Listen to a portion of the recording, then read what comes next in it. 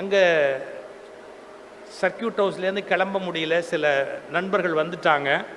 அதனால் அவரிடத்துல மன்னிப்பு கேட்டுக்கிறேன். அவருடைய பேச்சுக்கு நான் இங்கே இல்லாததற்காக பொறுத்தருள வேணும். இன்னைக்கு ஒரு நல்ல தலைப்பு, செய்யும் தொழிலே தெய்வம். ஒரு மனிதன் கடவுளாக எதை நினைக்கணும்? அம்மாவை நினைக்கணும், அப்பாவை நினைக்கணும், ஆசிரியரை நினைக்கணும். கொஞ்சம் வளர்ந்து மேலே வந்ததுக்கப்புறம் இவ்வளவு பெரிய உலகம் இயங்குது, அப்போ ஏதோ ஒரு மூலப்பொருள் ஒன்று இருக்கணும் அப்படின்னு ஒரு கடவுள் அப்படிங்கிற ஒரு கருத்து அவன் மனசுக்குள்ளே உருவாகணும். ஆனால் இதோட நின்று போயிட்டா வாழ்க்கை இல்லை. நாம் நாள்தோறும் சாப்பிடுவதற்கு, இருப்பதற்கு, மகிழ்ச்சியாக வாழ்க்கை நடத்துவதற்கு ஏதோ ஒரு தொழில், நாம் பார்க்கிற தொழில் நமக்கு உணவளிக்கிறது, உணர்வளிக்கிறது அப்படின்னா அதற்கு நாம் நன்றி உள்ளவர்களாக இருந்து அதையும் கடவுளாகவே பார்க்க வேணும் அப்படிங்கிற கருத்தில் எழுந்த வார்த்தை 2 வார்த்தை தான் செய்யும் தொழிலே தெய்வம் அப்படிங்கிற ஒரு வார்த்தை. இன்னைக்கு கோயிலுக்கு போகிற பழக்கம் ரொம்ப கூடி போச்சு. நாங்கள் அறநிலையத்துறையோட தொடர்பு உள்ளவங்க. நான் சொன்னாலும் மறுபடியும் நீங்கள் வால்யூம் கூட்டுறீங்க இல்லை? வால்யூம் குறைச்சி வைங்கன்னு நான் சொல்கிறேன். வால்யூம் குறைச்சி வைங்க, தயவுசெய்து குறைச்சி வைங்க.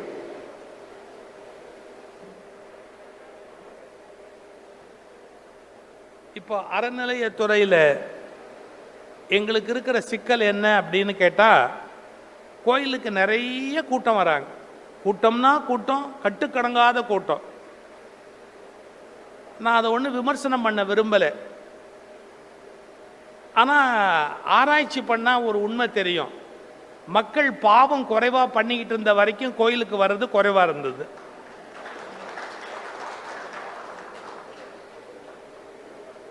இப்போ கோயிலுக்கு நிறைய வர வர 8 மணி நேரம் 10 மணி நேரம் ஒரு கோயிலில் நிற்க வேண்டியிருக்கு. அப்படி நின்று நீங்கள் சாமி கும்பிடணும்னு நினச்சா கூட அதுக்கு நேரம் கிடையாது. திருப்பதியில் எப்படி ஜருகண்டின்னு வெளியில் விரட்டுவானோ அது மாதிரி எந்த கோயிலையும் இப்போ நிற்கிறதுக்கு நேரம் கிடையாது. போ போ போ அப்படின்னு தர்ம தரிசனத்தில் வர்றவங்களே விரட்டுவாங்க. தர்ம தரிசனத்தில் வர்றவங்கள விரட்டுவாங்க.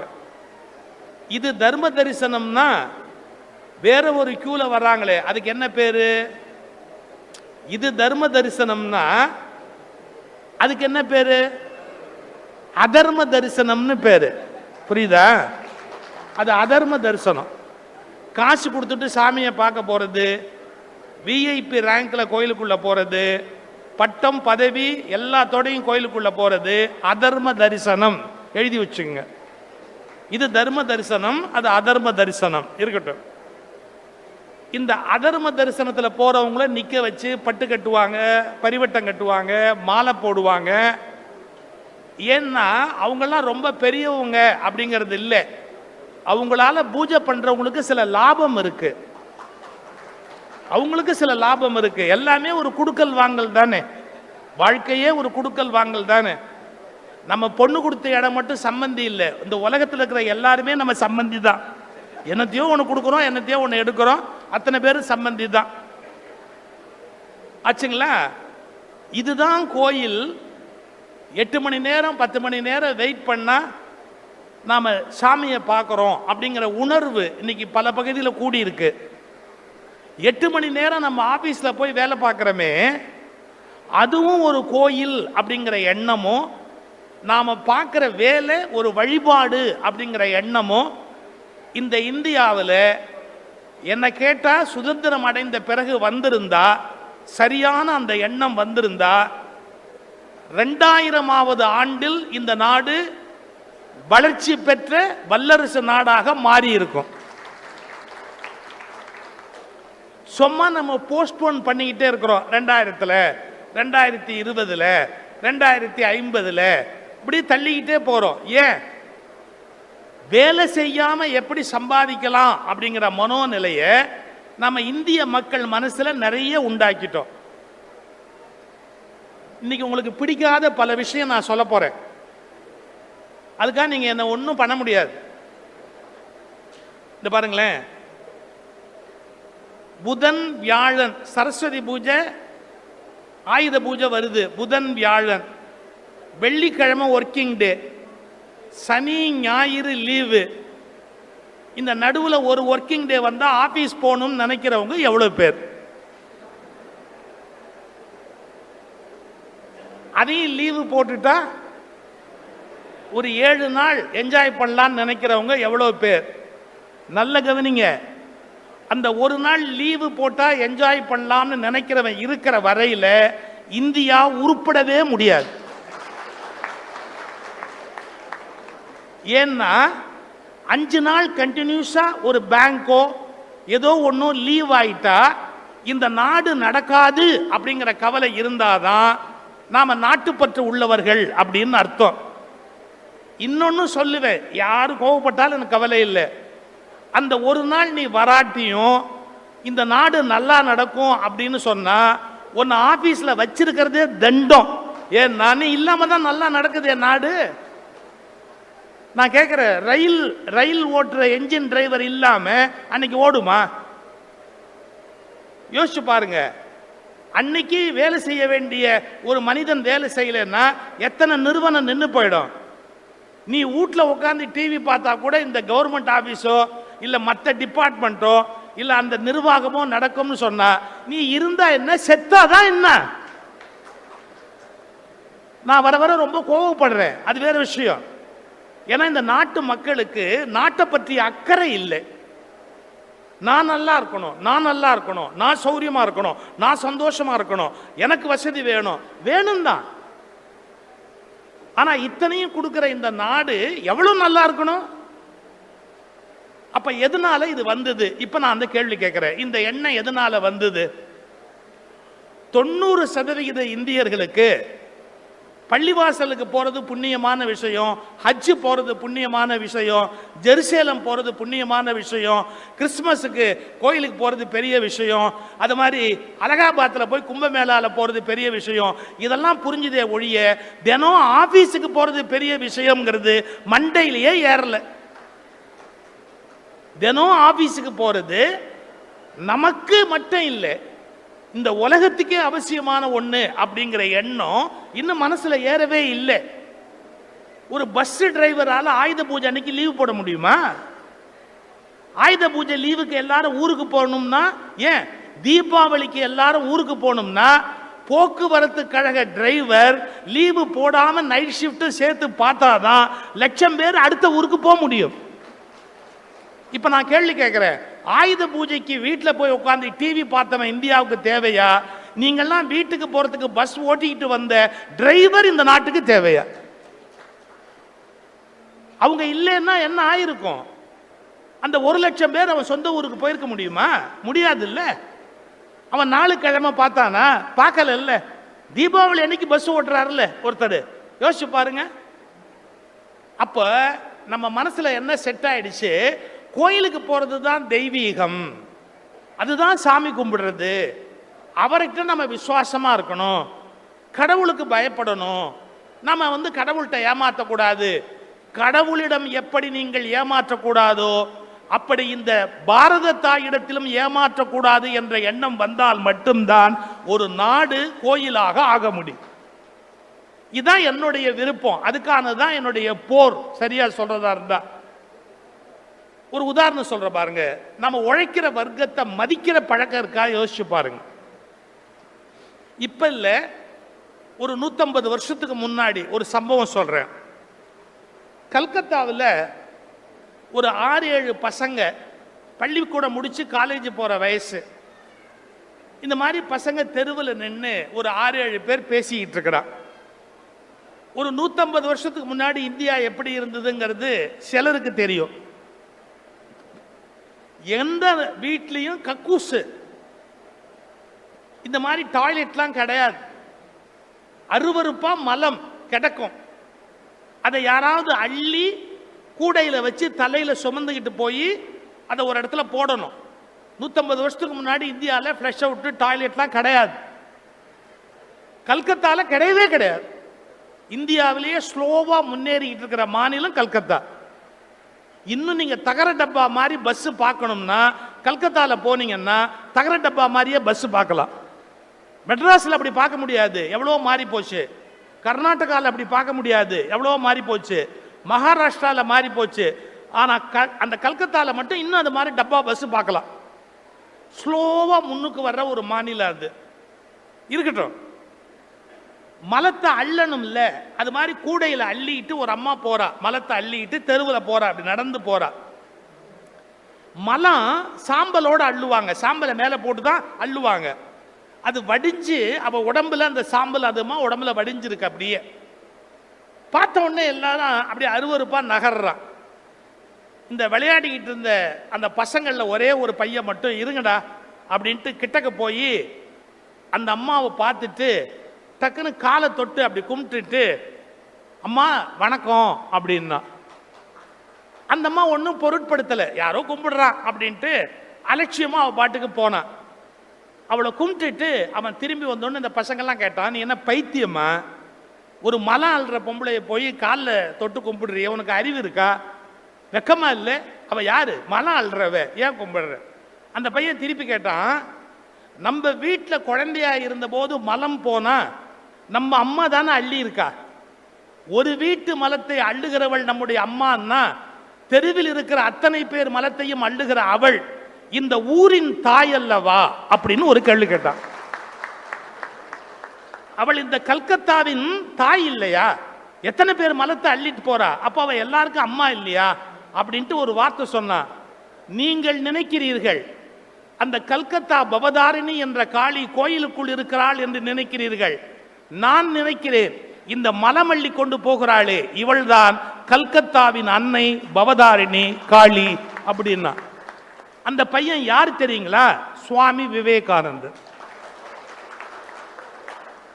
விவேகானந்தர் இந்தியாவில் வந்ததுக்கு காரணமே கர்ம யோகத்தை வலியுறுத்துவதுக்கு தான் வந்தார். பக்தி யோகம் இந்தியாவில் ஆரம்ப காலத்திலேருந்தே இருக்குதுங்க. ஆழ்வார்கள், நாயன்மார்கள், வடநாட்டில் போனீங்கன்னா பஜனைகள் எல்லாம் நிறைய இருக்கல, எந்த டவுட்டுமே இல்லைங்க, எக்கச்சக்கமா இருக்கு. நான் இன்னும் கூட ஓப்பனா சொல்வேன், இந்தியாவில் மனிதர்களுக்கு எவ்வளவு தேவையோ அதை விடவே அதிகமான வழிபாட்டு தலங்கள் இருக்கின்றன. இவ்வளவு பேருக்கு ஒரு ஸ்கூல் இருக்கணும், இவ்வளவு பேருக்கு ஒரு ஆஸ்பத்திரி இருக்கணும், இவ்வளவு பேருக்கு இப்படி ஒரு இந்த மாதிரி ஒரு இடம் தியேட்டர் இருக்கணும் அப்படிங்கிற கணக்குப்படி பார்த்தா இந்தியாவில் எவ்வளவு பேர் சாமி கும்பிட நினைக்கிறாங்களோ அவங்களுக்கு தேவைக்கு மேலேயே எல்லா வழிபாட்டு தலங்களுமே, பள்ளிவாசல் உட்பட, சர்ச்சு உட்பட, கோயில் உட்பட, புத்த விகாரங்கள் உட்பட தேவைக்கு மேலேயே இருக்குதுங்க, எந்த டவுட்டும் கிடையாது. அப்போ ஒரு கணக்கு, அதுதான் கோயில்ங்கிற எண்ணம் இருக்கு. நம்முடைய வாழ்க்கையை அன்றாடம் நடத்துவதற்கு எது பயன்படுகிறதோ, எது அன்னம் அளிக்கிறதோ, எது சொர்ணம் அளிக்கிறதோ அது நமக்கு கடவுள் அப்படிங்கிற எண்ணத்தை ஏற்படுத்தணும்னா நமக்கு புரிதல் இன்னும் கொஞ்சம் அதிகமா ஆகணும் அப்படிங்கிறது என்னுடைய விண்ணப்பம். கொஞ்சம் நம்ம கொஞ்சம் அப்படி இன்னும் கொஞ்சம் மேலே போலாம். இந்திய வரலாறு நல்ல தெரிஞ்சவங்க எவ்வளவு பேர் இங்க இருக்கிறவங்க, அதாவது ஒரு 5000 ஆண்டுகளுக்கு முன்பு இருந்து ட்ரேஸ் அவுட் பண்ணிக்கிட்டே வந்தா ஒரு விதமான நாகரிகம் இந்தியாவில் உண்டாகுது. இந்த ஆரியன் மைக்ரேஷன் அப்படின்னு ஒரு வார்த்தை இருக்கு, ஆரியர்கள் வருகை அப்படின்னு. நீங்க புத்தக கண்காட்சிகள்லாம் வர்றீங்க, போறீங்க, படிக்கிறீங்க, ஆனா ஒரு விஷயத்தை ஆழமா உள்வாங்கணும். வரலாற்றை திரித்து எழுதுவதற்காக இப்ப நடக்கிற முயற்சி மாதிரி இதுக்கு முன்பு எந்த காலத்திலையும் நடந்ததே இல்லை. வரலாற்றை திரித்து எழுதுகிற முயற்சி இப்ப நடந்த மாதிரி, நடந்துகிட்டு இருக்கிற மாதிரி எந்த காலத்திலையும் நடந்ததே இல்லை. என்ன திரித்து எழுதுகிற முயற்சி? நம்ம ஆரியன் படையெடுப்புன்னு சொல்றது இல்லை, வருகைன்னு சொல்வோம், மைக்ரேஷன் அப்படின்னு சொல்வோம், குடியேற்றம் அப்படின்னு சொல்வோம். அந்த வார்த்தையை கூட இந்தியன் ஹிஸ்டரியிலேருந்து எடுத்துட்டு ஆரியர் வருகை என்பது ஒரு மித்து, அது ஒரு கற்பனை என்று பொய்யாக வரலாற்றை திரித்து எழுதுவதற்கு நம்முடைய எத்தனையோ பெரியவர்கள் தயாராகிவிட்டார். இப்ப இதெல்லாம் பழச பேசி எனக்கு ஒன்றும் ஆக போறது இல்லை. நீங்க இந்தியா எப்படி இருந்ததுன்னு பார்க்கணும். எங்க மனுஷன் ஒருத்தர் இருந்தா, நான் கேட்கிற கேள்வி நியாயமா இல்லையா பாருங்க. ஒரு மனுஷன் ஒருத்தன் இருந்து 3 வேளையும் மூக்கு பிடிக்க மொக்க தின்னுகிட்டே இருந்தான்னு வச்சுங்க இந்த பூமியில, அவன் ஏதாவது உழைக்கணுமா இல்லையா? நம்ம வீட்லயே தின்னுபிட்டு ஒருத்தர் தான் என்ன கேட்போம், ஏன்னா தண்ட சோறு தின்னுபிட்டு வீட்டில் உட்காந்துருக்கேன், என்னத்தை வெட்டி முறிச்ச, என்ன கிழிச்ச, பிள்ளையா இருந்தாலும் நம்ம கேட்போமா இல்லையா, நீ என்ன பண்ணுன அப்படின்னு. அப்படி இந்தியாவில் வாழ்ந்தவங்களுடைய தொழில் என்னன்னு கொஞ்சம் கேள்வி கேளுங்க. நெசவு நெய்தல், உழவு செய்தல், மண்பானை செய்தல், சரி, இரும்பை பட்டறையில் அடித்து ஆயுதங்கள் செய்தல், நிறைய இருக்கு. தங்க நகையா செய்தல், நூற்றுக்கணக்கான தொழில் பண்ண சமூகம் அப்படியே இருக்கு, எல்லாரும் இருக்கிறாங்க. அந்த மாதிரி யாராவது உற்பத்தி பண்ற மாதிரி வயல்ல போய் உழுதல், நெல்லோ கோதுமையோ பயிரிடுதல், நிறைய உணவுகளை உற்பத்தி பண்ணி சந்தைக்கு கொண்டு வருதல், அதை சந்தையில வாங்கி விற்கிற ஒரு விற்பனையை செய்தல், இதெல்லாம் சரியா நடக்குதா இல்லையா அப்படின்னு ஒரு சூப்பர்விஷன், ஒரு மேற்பார்வை பார்த்து நாட்டையும் அந்த பகுதியையும் ஒழுங்கா வச்சுக்கிறதுக்கு ஒரு விதமான தலைவன் அல்லது அரசன் அப்படின்னு ஒருத்தர் தேவைப்பட்டான். யார் யார் தேவைப்பட்டான்? உழறதுக்கு உழைக்கிறதுக்கு ஒரு ஆளு, அதை விளைக்கிறது வித்து கொடுக்கறதுக்கு ஒரு ஆளு, அதை பாதுகாத்து அதை சரியா கொண்டு போறதுக்கு ஒரு ஆளு, அப்புறமா இதெல்லாம் சரியா இருக்கான்னு கவனிக்கிறதுக்கு ஒரு தலைவன். இவ்வளவு இருந்தாங்க இந்தியாவில். இது எல்லாருமே இருந்தாங்க. யாரும் யாரையும் எதிர்க்கல, யாரும் யாரையும் குறைவா நினைக்கல, சரியா வாழ்ந்துகிட்டே இருந்தாங்க. இப்படி வாழ்ந்த நாட்டில் வெளியிலேருந்து ஒரு வருகை என்ற ஒன்று நிகழ்ந்த பிறகு அவங்களுக்கு இங்க என்ன வேலை? நெசவு கிடையாது, மண்பானை கிடையாது, நிலம் கிடையாது உழறதுக்கு. அவங்களுக்கு எந்த வேலையும் பார்க்க முடியாது. எந்த வேலையும் பார்க்க முடியாத போது அவங்க என்ன பண்ணுவாங்க? வானத்தை கவனிப்பாங்க. மழை பெய்யுமா பெய்யாதான்னு யோசிப்பாங்க. அப்புறம் அவங்களுக்குள்ள என்னமோ ஒன்று பண்ணிக்குவாங்க. எப்பவுமே காட்டு வழியா தனியா வர்றவங்க நெருப்பை தான் துணையா வச்சுக்குவாங்க. அதுதான் பாதுகாப்பு அப்படின்னு நினைப்பாங்க. அது மாதிரி வந்தவங்க நெருப்பை கடவுளா நினைச்சாங்க, பாதுகாப்பா நினைச்சாங்க. இந்த மக்களோட அன்பா பழகினாங்க, நல்ல கருத்து 4 சொன்னாங்க. வாங்க ஐயா சாப்பிடுங்க ஐயா அப்படின்னு சாப்பாடு கொடுத்தாங்க. அவங்களும் நெல் கொடுங்க, கோதுமை கொடுங்க, கொடுக்கறத கொடுங்க, சௌக்கியமா இருந்தாங்க. ஒன்றும் தப்பு இல்லை. அடுத்த நிலைமை தான் சிக்கல். என்ன? உழைத்து களைத்த 4 பேரும் கீழே போய் உழைக்காதவர்கள் மட்டுமே உயர்வானவர்கள் என்று அவர்கள் நூல்களை எழுத தொடங்கினார்கள். நீங்க புத்தக கண்காட்சிக்கு வந்துட்டு போனா போராது, என்ன நடந்தது இந்த நாட்டில் அப்படிங்கறது தெரியணும். உழைத்து களைத்து இந்த உலகத்தில் வாழ்ந்த ஏழை மக்கள் மிகச் சிரமப்பட்டு செய்த காரியங்களை எல்லாம் அலட்சியப்படுத்தி இவையெல்லாம் தேவையற்றவை, இவையெல்லாம் பயனற்றவை என்று உழைக்காதவர்கள் உட்கார்ந்து கொண்டு ஒரு காரியம் செய்தார்கள். என்ன? கடவுளோடு நேராக பேசுவோம், வேண்டும் என்ற இடத்தில் மழை பெய்ய வைப்போம், எல்லோரையும் நாங்கள் தான் காப்பாற்றுவோம். இப்படிப்பட்ட கருத்துக்களை சொல்ல தொடங்கிய போது இந்த உழைத்து களைத்த மக்களுக்கு சிந்திக்க தெரியவில்லை. அவர்கள் சொல்லுவதை நம்ப தொடங்கினார்கள். அப்ப இந்தியாவில் இவங்க சில கடவுள்களை கும்பிட்டுக்கிட்டு இருந்தாங்க. இங்க இருந்தவங்க எல்லாம் சில கடவுளை கும்பிட்டுக்கிட்டு இருந்தாங்க. அவன் 1000 கடவுளுக்கு மேல வச்சிருந்தான். 1 இல்ல 2 இல்ல 1000 2000 கடவுளுக்கு மேல வச்சிருந்தான். என்னமோ போவான், காட்டில் அவன் ஒன்று கும்பிடுவான், வேட்டையாடுறவன் ஒன்று கும்பிடுவான், உழைக்கிறவன் ஒன்று கும்பிடுவான், வயல்ல உழறவன் ஒன்று கும்பிடுவான். ரைட். இது எதையுமே தாண்டி அவங்க வேற ஒரு வகையான மேல இருக்கிறவங்களை காமிச்சு அங்கதான் கடவுள் இருக்கிறாரு, இவனுக்கு இங்க இருந்தாரு அங்கதான் கடவுள் இருக்கிறாருன்னு காமிச்சாங்க. இவன் நம்புனான், இதை ஏற்றுக்கொண்டான். நாளாக நாளாக என்ன ஆச்சுன்னு கேட்டா, இவனுக்கு உழைப்பு கடவுள் அப்படிங்கிற எண்ணம் போய் கடவுள் அவன் கையில வச்சிருக்கிறதா கடவுள்ங்கிற எண்ணம் வந்ததுக்கு அப்புறம் உழைக்காமல் பிழைப்பது உயர்வு என்றும் உழைப்பது முட்டாள்தனம் என்ற எண்ணம் இந்திய மண்ணில் ஆழமாய் பதிந்து விட்டது. இது நியாயமா? இது உழைக்கிறது தான் வாழ்க்கைங்கிற எண்ணத்துக்கு பதிலா உழைக்காம உட்கார்ந்து இருக்கிறது தான் சிறந்த வாழ்க்கை அப்படிங்கிற எண்ணத்தை ஏற்படுத்துவது நியாயமா? உழைத்தவன் கீழானவன், உழைக்காதவன் மேலானவன் அப்படிங்கிற எண்ணத்தை ஏற்படுத்த ஆரம்பிச்சாங்க. ஏமாந்தாங்க. உலக வரலாறு தெரியல, இவங்களுக்கு ஏமாந்தாங்க. சார், நான் இப்போ இன்னும் கொஞ்சம் ஓப்பனா பேச வேண்டியிருக்கு, ஏன்னா மக்களுக்கு உண்மை தெரியல, அதான் நான் சொல்ல வேண்டியிருக்கு அந்த விஷயத்தை. இங்க இருந்தவங்க கும்பிட்டுக்கிட்டு இருந்ததெல்லாம் வேற, சிவன் திருமால் வெவ்வேறு ஏதோ கும்பிட்டுக்கிட்டு இருந்தாங்க. ஆனா இதுக்கெல்லாம் ஒரு பேர் வச்சாங்க. சிவனை கும்பிடுறது ஒரு மார்க்கம் சிவனியம், திருமாலை கும்பிடுவது ஒரு வழி திருமாலியம், இப்படி ஏதோ ஒவ்வொருத்தரும் ஒரு வழி வச்சிருந்தாங்க. அந்த நேரத்தில் இதெல்லாம் முக்கியம் இல்லை, இதையெல்லாம் சொல்லுகிற வேதம்ங்கிறது தான் முக்கியம் அப்படிங்கிற கான்செப்டை ஒரு சில பேர் முன்வைக்கிறாங்க. அதுக்கு தனி மதம்னு பேரு, அதுக்கு பேரு வைதீகம் அப்படின்னு பேரு. வேதம் தான் பிரதானம் என்று சொல்வது வைதீகம். நான் சொல்றது ஐடியாலஜி கருத்து வரும், நான் அது இல்லைன்னு சொல்லலை. ஆனா நாளாக நாளாக என்னாச்சு, இந்த உழைத்த மக்கள் தங்கள் கடவுளை மறந்தார்கள், தங்கள் வழிபாட்டு முறையை வளர்ந்தார்கள், தங்கள் உரிமையை மறந்தார்கள். இவை எல்லாவற்றையும் விட அது மேலானது என்பதை ஒப்புக்கொண்டு தாழ்ந்து கூனி குறுகி வெட்கப்பட்டு அவமானப்பட்டு தங்களை அதிகமாக கீழே கொண்டு போய் விட்டதால் ஒரு சில 1000 ஆண்டுகள் அடிமையாக இருந்த பிறகு இவர்களை இஸ்லாமிய படையெடுப்பு என்ற ஒன்று நடந்தபோது உழைக்கிற வர்க்கம் போராடுகிற சக்தியற்றதாக ஒடுங்கி போனது. எனவே இஸ்லாமியர்கள் ஆட்சி இந்தியாவில் ஏற்பட்டது. அவர்களை வெல்லக்கூடிய போராளிகள் அப்படின்னு யாருமே இங்க இல்ல. அவன் தான் கூனி குறுகி உட்கார்ந்து இருக்கிறானே, அவனுக்கு தன்மானமே இல்லையே, அவன் தான் யாரையோ நம்பிக்கிட்டு இருக்கிறானே. அரசர்கள் எப்படி இருந்தாங்கன்னு கேட்டா, உன் ஆயுசு விருத்தி ஆகிறதுக்கு ஒரு ஹோமம், உன்னுடைய ஆயுசு விருத்தியாகி உனக்கு புள்ள பிறக்கிறதுக்கு ஒரு ஹோமம், நீ ஜெயிக்கிறதுக்கு நான் ஒரு துரும்ப கிள்ளி போட்டு அதுக்கு ஒரு யாகம் பண்ணா நீ ஜெயிச்சிருவே. ஏன்னா படையெடுத்து ஜெயிப்பேன்ற எண்ணத்தை விட்டுட்டு ஒரு புல்ல கிள்ளி போட்டா நீ ஜெயிப்பேன்னு சொல்லி கொடுத்தா எங்கேயாவது இவன் விளங்குவானா?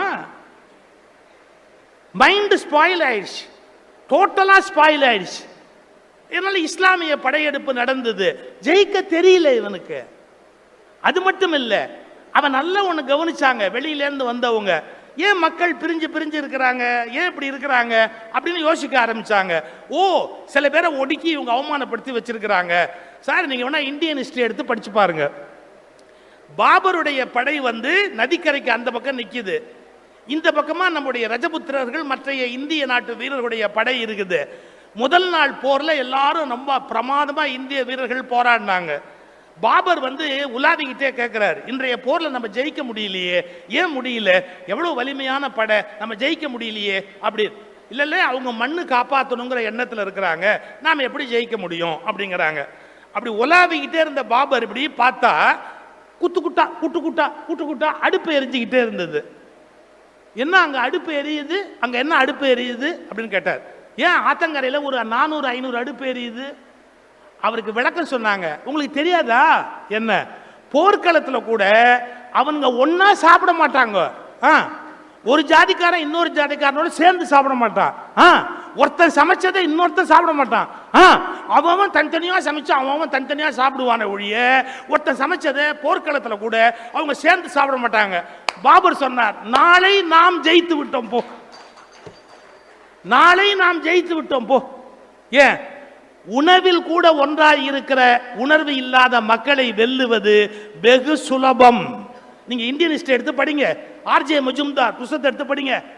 இதை எதுக்கு சொல்ல வரேன் அப்படின்னா, பிரிவினை பிளவு இத்தனையும் வந்ததுக்கு அப்புறம் ஒரு குரூப் அடிமைப்படுத்தி வச்சிருந்ததால, அவங்க வேற வழியே இல்லாம பலவீனமா இருந்ததால சுலபமாக இந்திய வரலாறு ஆட்சி முறை வேறொருத்தர் கைக்கு போயிடுச்சு. அப்புறம் அவங்க சுகபோகமா வாழ ஆரம்பிச்சாங்க, சுரண்டுனாங்க, தவறு பண்ணாங்க. அந்த காலகட்டத்தில் கிழக்கிந்திய கம்பெனி இந்தியாவுக்குள்ள வருது.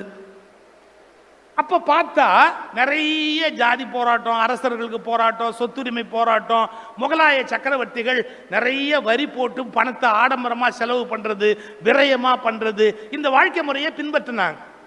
இங்கிலீஷ்காரன் பார்த்தான், முதல்ல கம்பெனி வியாபாரம்னு வந்தான்.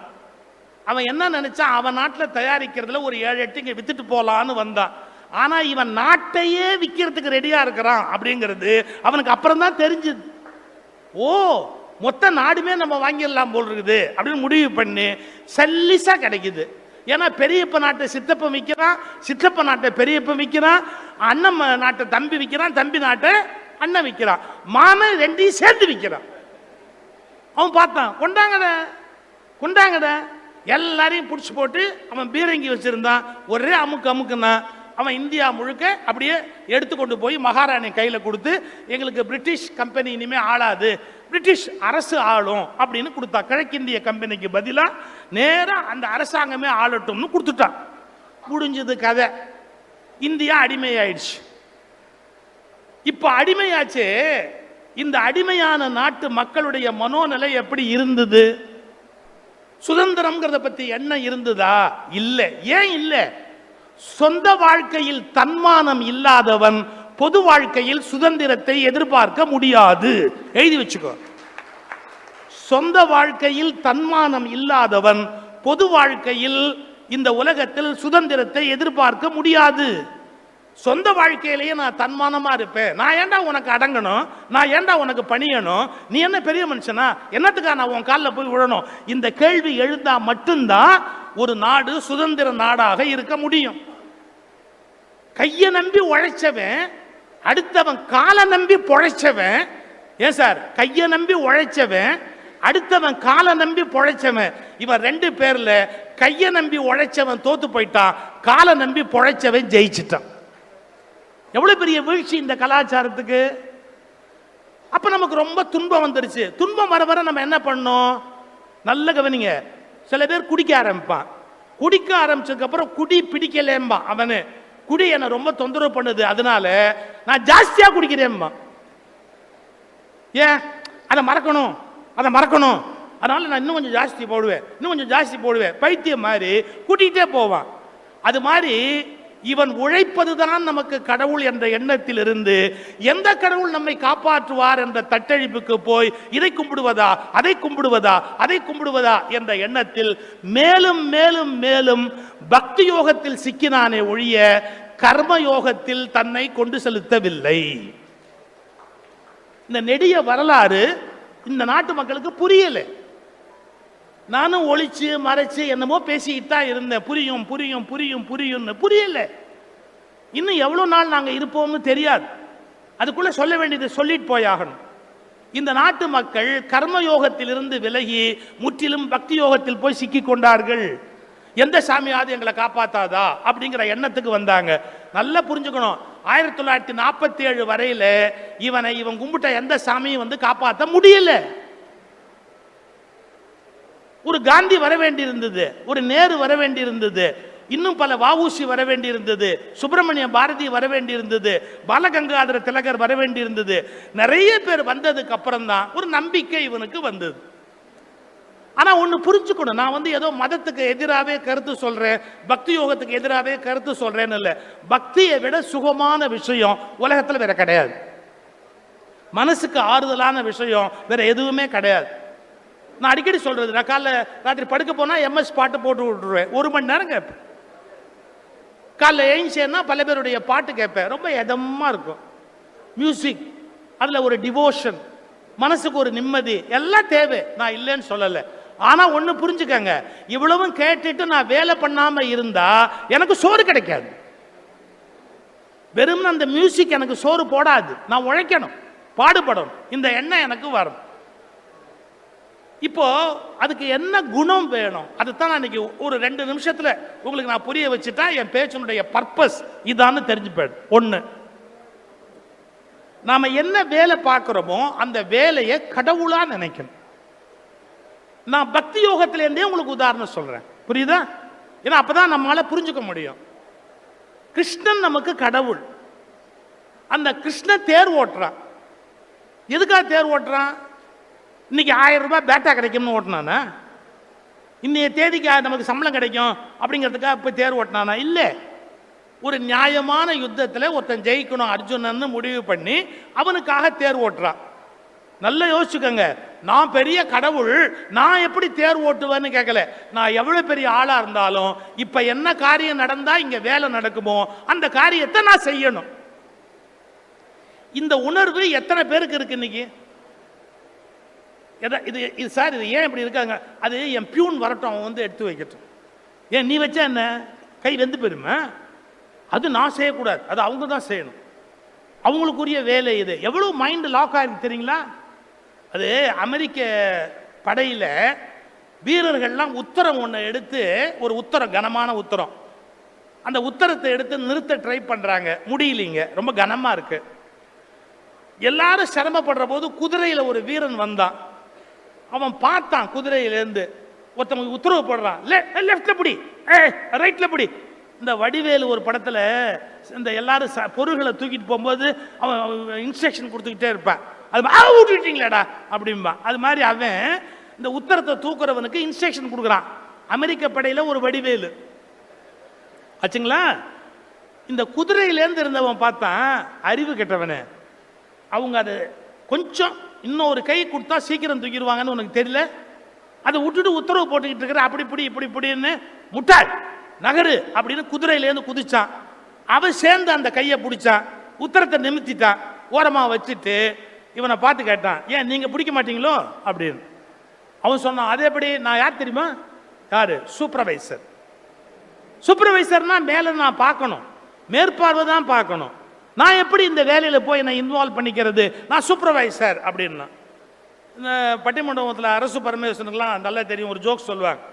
எக்ஸாம் ஹாலில் காப்பி அடித்த பையனை பார்த்து ஆசிரியர் கேட்டாராம், ஏன்டா காப்பி அடிக்கிற? அவன் திருப்பி கேட்டான், சார் நீங்கள் யார் சார்? நான் சூப்பர்வைசர். மேற்பார்வையாளர் மேலே பாருங்க சார், ஏன் கீழே பார்க்குறீங்க அனாவசியமா? மேற்பார்வையாளர் மேலே பாருங்க. நம்ம அப்படி தானே அர்த்தம் பண்ணி வச்சிருக்கிறோம். அது மாதிரி இவன்லாம் சொல்றான், யார் இந்த சூப்பர்வைசர், நான் சூப்பர்வைசர், நான் நிர்வாகத்தை மேற்பார்வை தான் பார்க்கணும், நான் அதை தொட்டு தூக்கக்கூடாது. அப்படிங்களா? இப்போ நான் பிடிச்ச உடனே அதை வச்சாச்சு இல்லை, நீங்களும் பிடிச்சிருந்தா எப்பவோ தூக்கி வச்சிருக்கலாம்ல, ஏன் தொடக்கூடாதான்னா? அதெல்லாம் நாங்கள் தொடமாட்டோம், என் ரேங்க்குக்கு அது ரொம்ப கம்மி போட அப்படின்ட்டு குதிரையில் ஜம்ப் பண்ணி ஏறி உக்காந்து, இனி எப்போ இது மாதிரி உதவி தேவைப்பட்டாலும் என்னை கூப்பிடு, நான் வர்றேன், நான் வந்து ஒரு கை பிடிக்கிறேன், உதவி செய்ய தயாரா இருக்கிறேன். உடனே இந்த சூப்பர்வைசர் கேட்டார் ராணுவத்தில், உங்க பேர் தெரிஞ்சுக்கலாமா? என் பேரா ஜார்ஜ் வாஷிங்டன். உனக்கும் சேர்த்து நான் தாண்டா சூப்பர்வைசர், உனக்கும் சேர்த்து நான் தாண்டா தளபதி, நானே பிடிக்கலாம்னா நீ பிடிக்க கூடாத அப்படின்ட்டு குதிரையில காலை போட்டு வேகமா அவன் ஓட்டிட்டு போனான்னு அந்த சம்பவம் முடியுது. இந்த நாட்டில் என்ன மனோபாவம் வந்துருச்சுன்னு கேட்டா, ஒரு சிலர் உழைக்கிறதுக்குனே பிறந்திருக்கிறாங்க, மற்றவங்க மேற்பார்வை பார்க்கவே பிறந்திருக்கிறாங்க. இந்த எண்ணத்தை இன்றோடு நீங்கள் கை கழுவினால் மட்டும்தான் வீடு உருப்படும், நாடு உருப்படும், நீங்கள் உருப்பட முடியும். அந்த வேலையில் இப்ப வேற யாருமே இல்லைன்னா நாம பார்த்தா ஒன்றும் தப்பு இல்லை. மகாத்மா காந்தி லண்டன் போறாரு, அவருக்கு பெரிய ஒரு விழா நடத்துறாங்க, இவரை காணுமேனு தேடினா சமயக்கட்டில் தட்டு கழுவுறாரு. ஏன்னா எல்லாரும் சாப்பிட வேண்டாமாப்பா, அப்ப தட்டு கழுவுனா தானே சாப்பிட முடியும் அப்படிங்கிறார். அதான் நல்ல பண்புக்கு அடையாளம். இப்ப பாருங்க, நம்முடைய மனோநிலை என்ன போச்சு, உழைப்பு என்பது யாரோ செய்ய வேண்டியது, மேல்தட்டு மக்கள் உழைக்க கூடாது அப்படிங்கிற எண்ணம். உங்க வீட்டில் புள்ள வளர்க்குறீங்கல்ல, யாரும் வளர்க்குறா, அதுவா வளருது இல்ல, புள்ள வளர்க்குறீங்களே, காப்பி குடிச்சதுக்கு அப்புறம் எச்ச டம்ளரை பையன் கழுவுறானா அம்மா கழுவுறாளா? காப்பி குடிச்ச பையன் காப்பி குடிச்ச டம்ளரை இங்க இருக்கிற அம்மால எத்தனை அம்மா கழுவுறீங்க? நீங்க உங்க பையனை முன்னேற விடாம கெடுக்கிறீங்கன்னு அர்த்தம். இன்னைக்கு போன உடனே மாத்திருங்க, நாளை காலையில காப்பி குடிச்ச டம்ளரை கழுவி வைடா அப்படின்னு சொல்லிட்டு ஹஸ்பண்டையும் ஒரு பார்வை பாருங்க.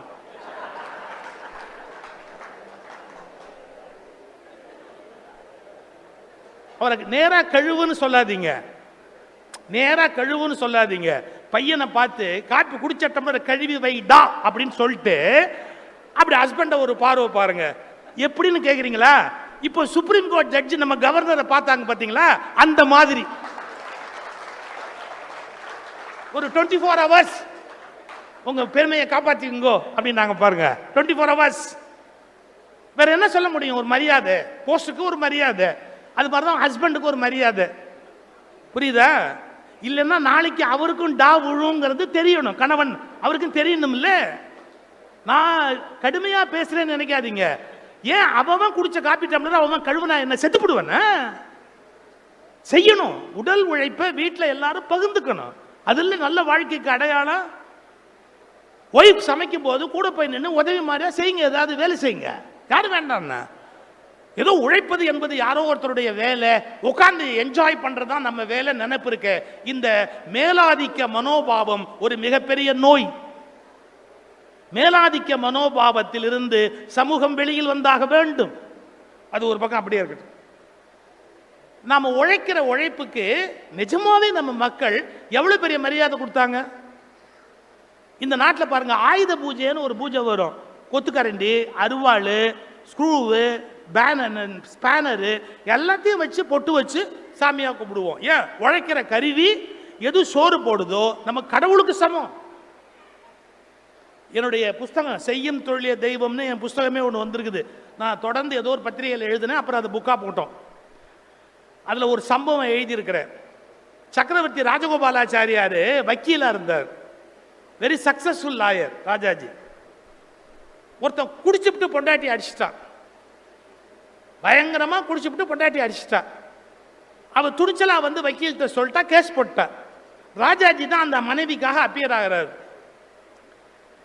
ஜட்ஜி கேட்டாரு, நீ குடிச்சியா, குடிச்சுட்டு உன் மனைவி அடிச்சியா, நீ என்ன பண்ண அப்படின்னு. அவன் சொன்னான், இல்லைங்க ஜமா, நான் குடிக்கவே இல்லைங்கோ, நான் ஒருபோதும் அப்படி குடிச்ச என் மனைவி அடிச்சதே இல்லைங்கோ, அவ்வளவும் பொய்யுங்கோ அப்படி.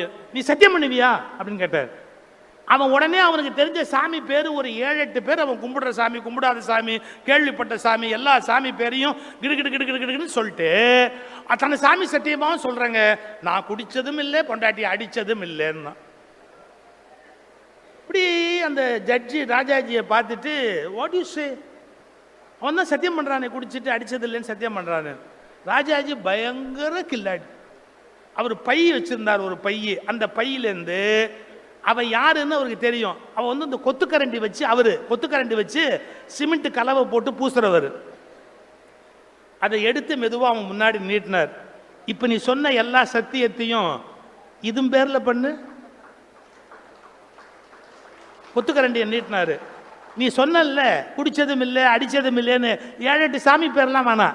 எங்க இந்த கொத்துக்கரண்டி மேல சத்தியம் பண்ணி நான் குடிச்சதும் இல்லை அடிச்சதும் இல்லைன்னு சத்தியம் பண்ணு. அவன் சொன்னான், சாமி என் குலத்தை கெடுக்க வந்துட்டியே, இது மேல சத்தியம் பண்ணா எனக்கு சோறு கிடைக்குமா, அது மேல சத்தியம் பண்ணி போய் சொன்னா நான் நல்லா இருப்பேனா, எடுத்து உள்ளவை அடிச்சேன், ஆமா அடிச்சேன் அடிச்சேன் அடிச்சேன்.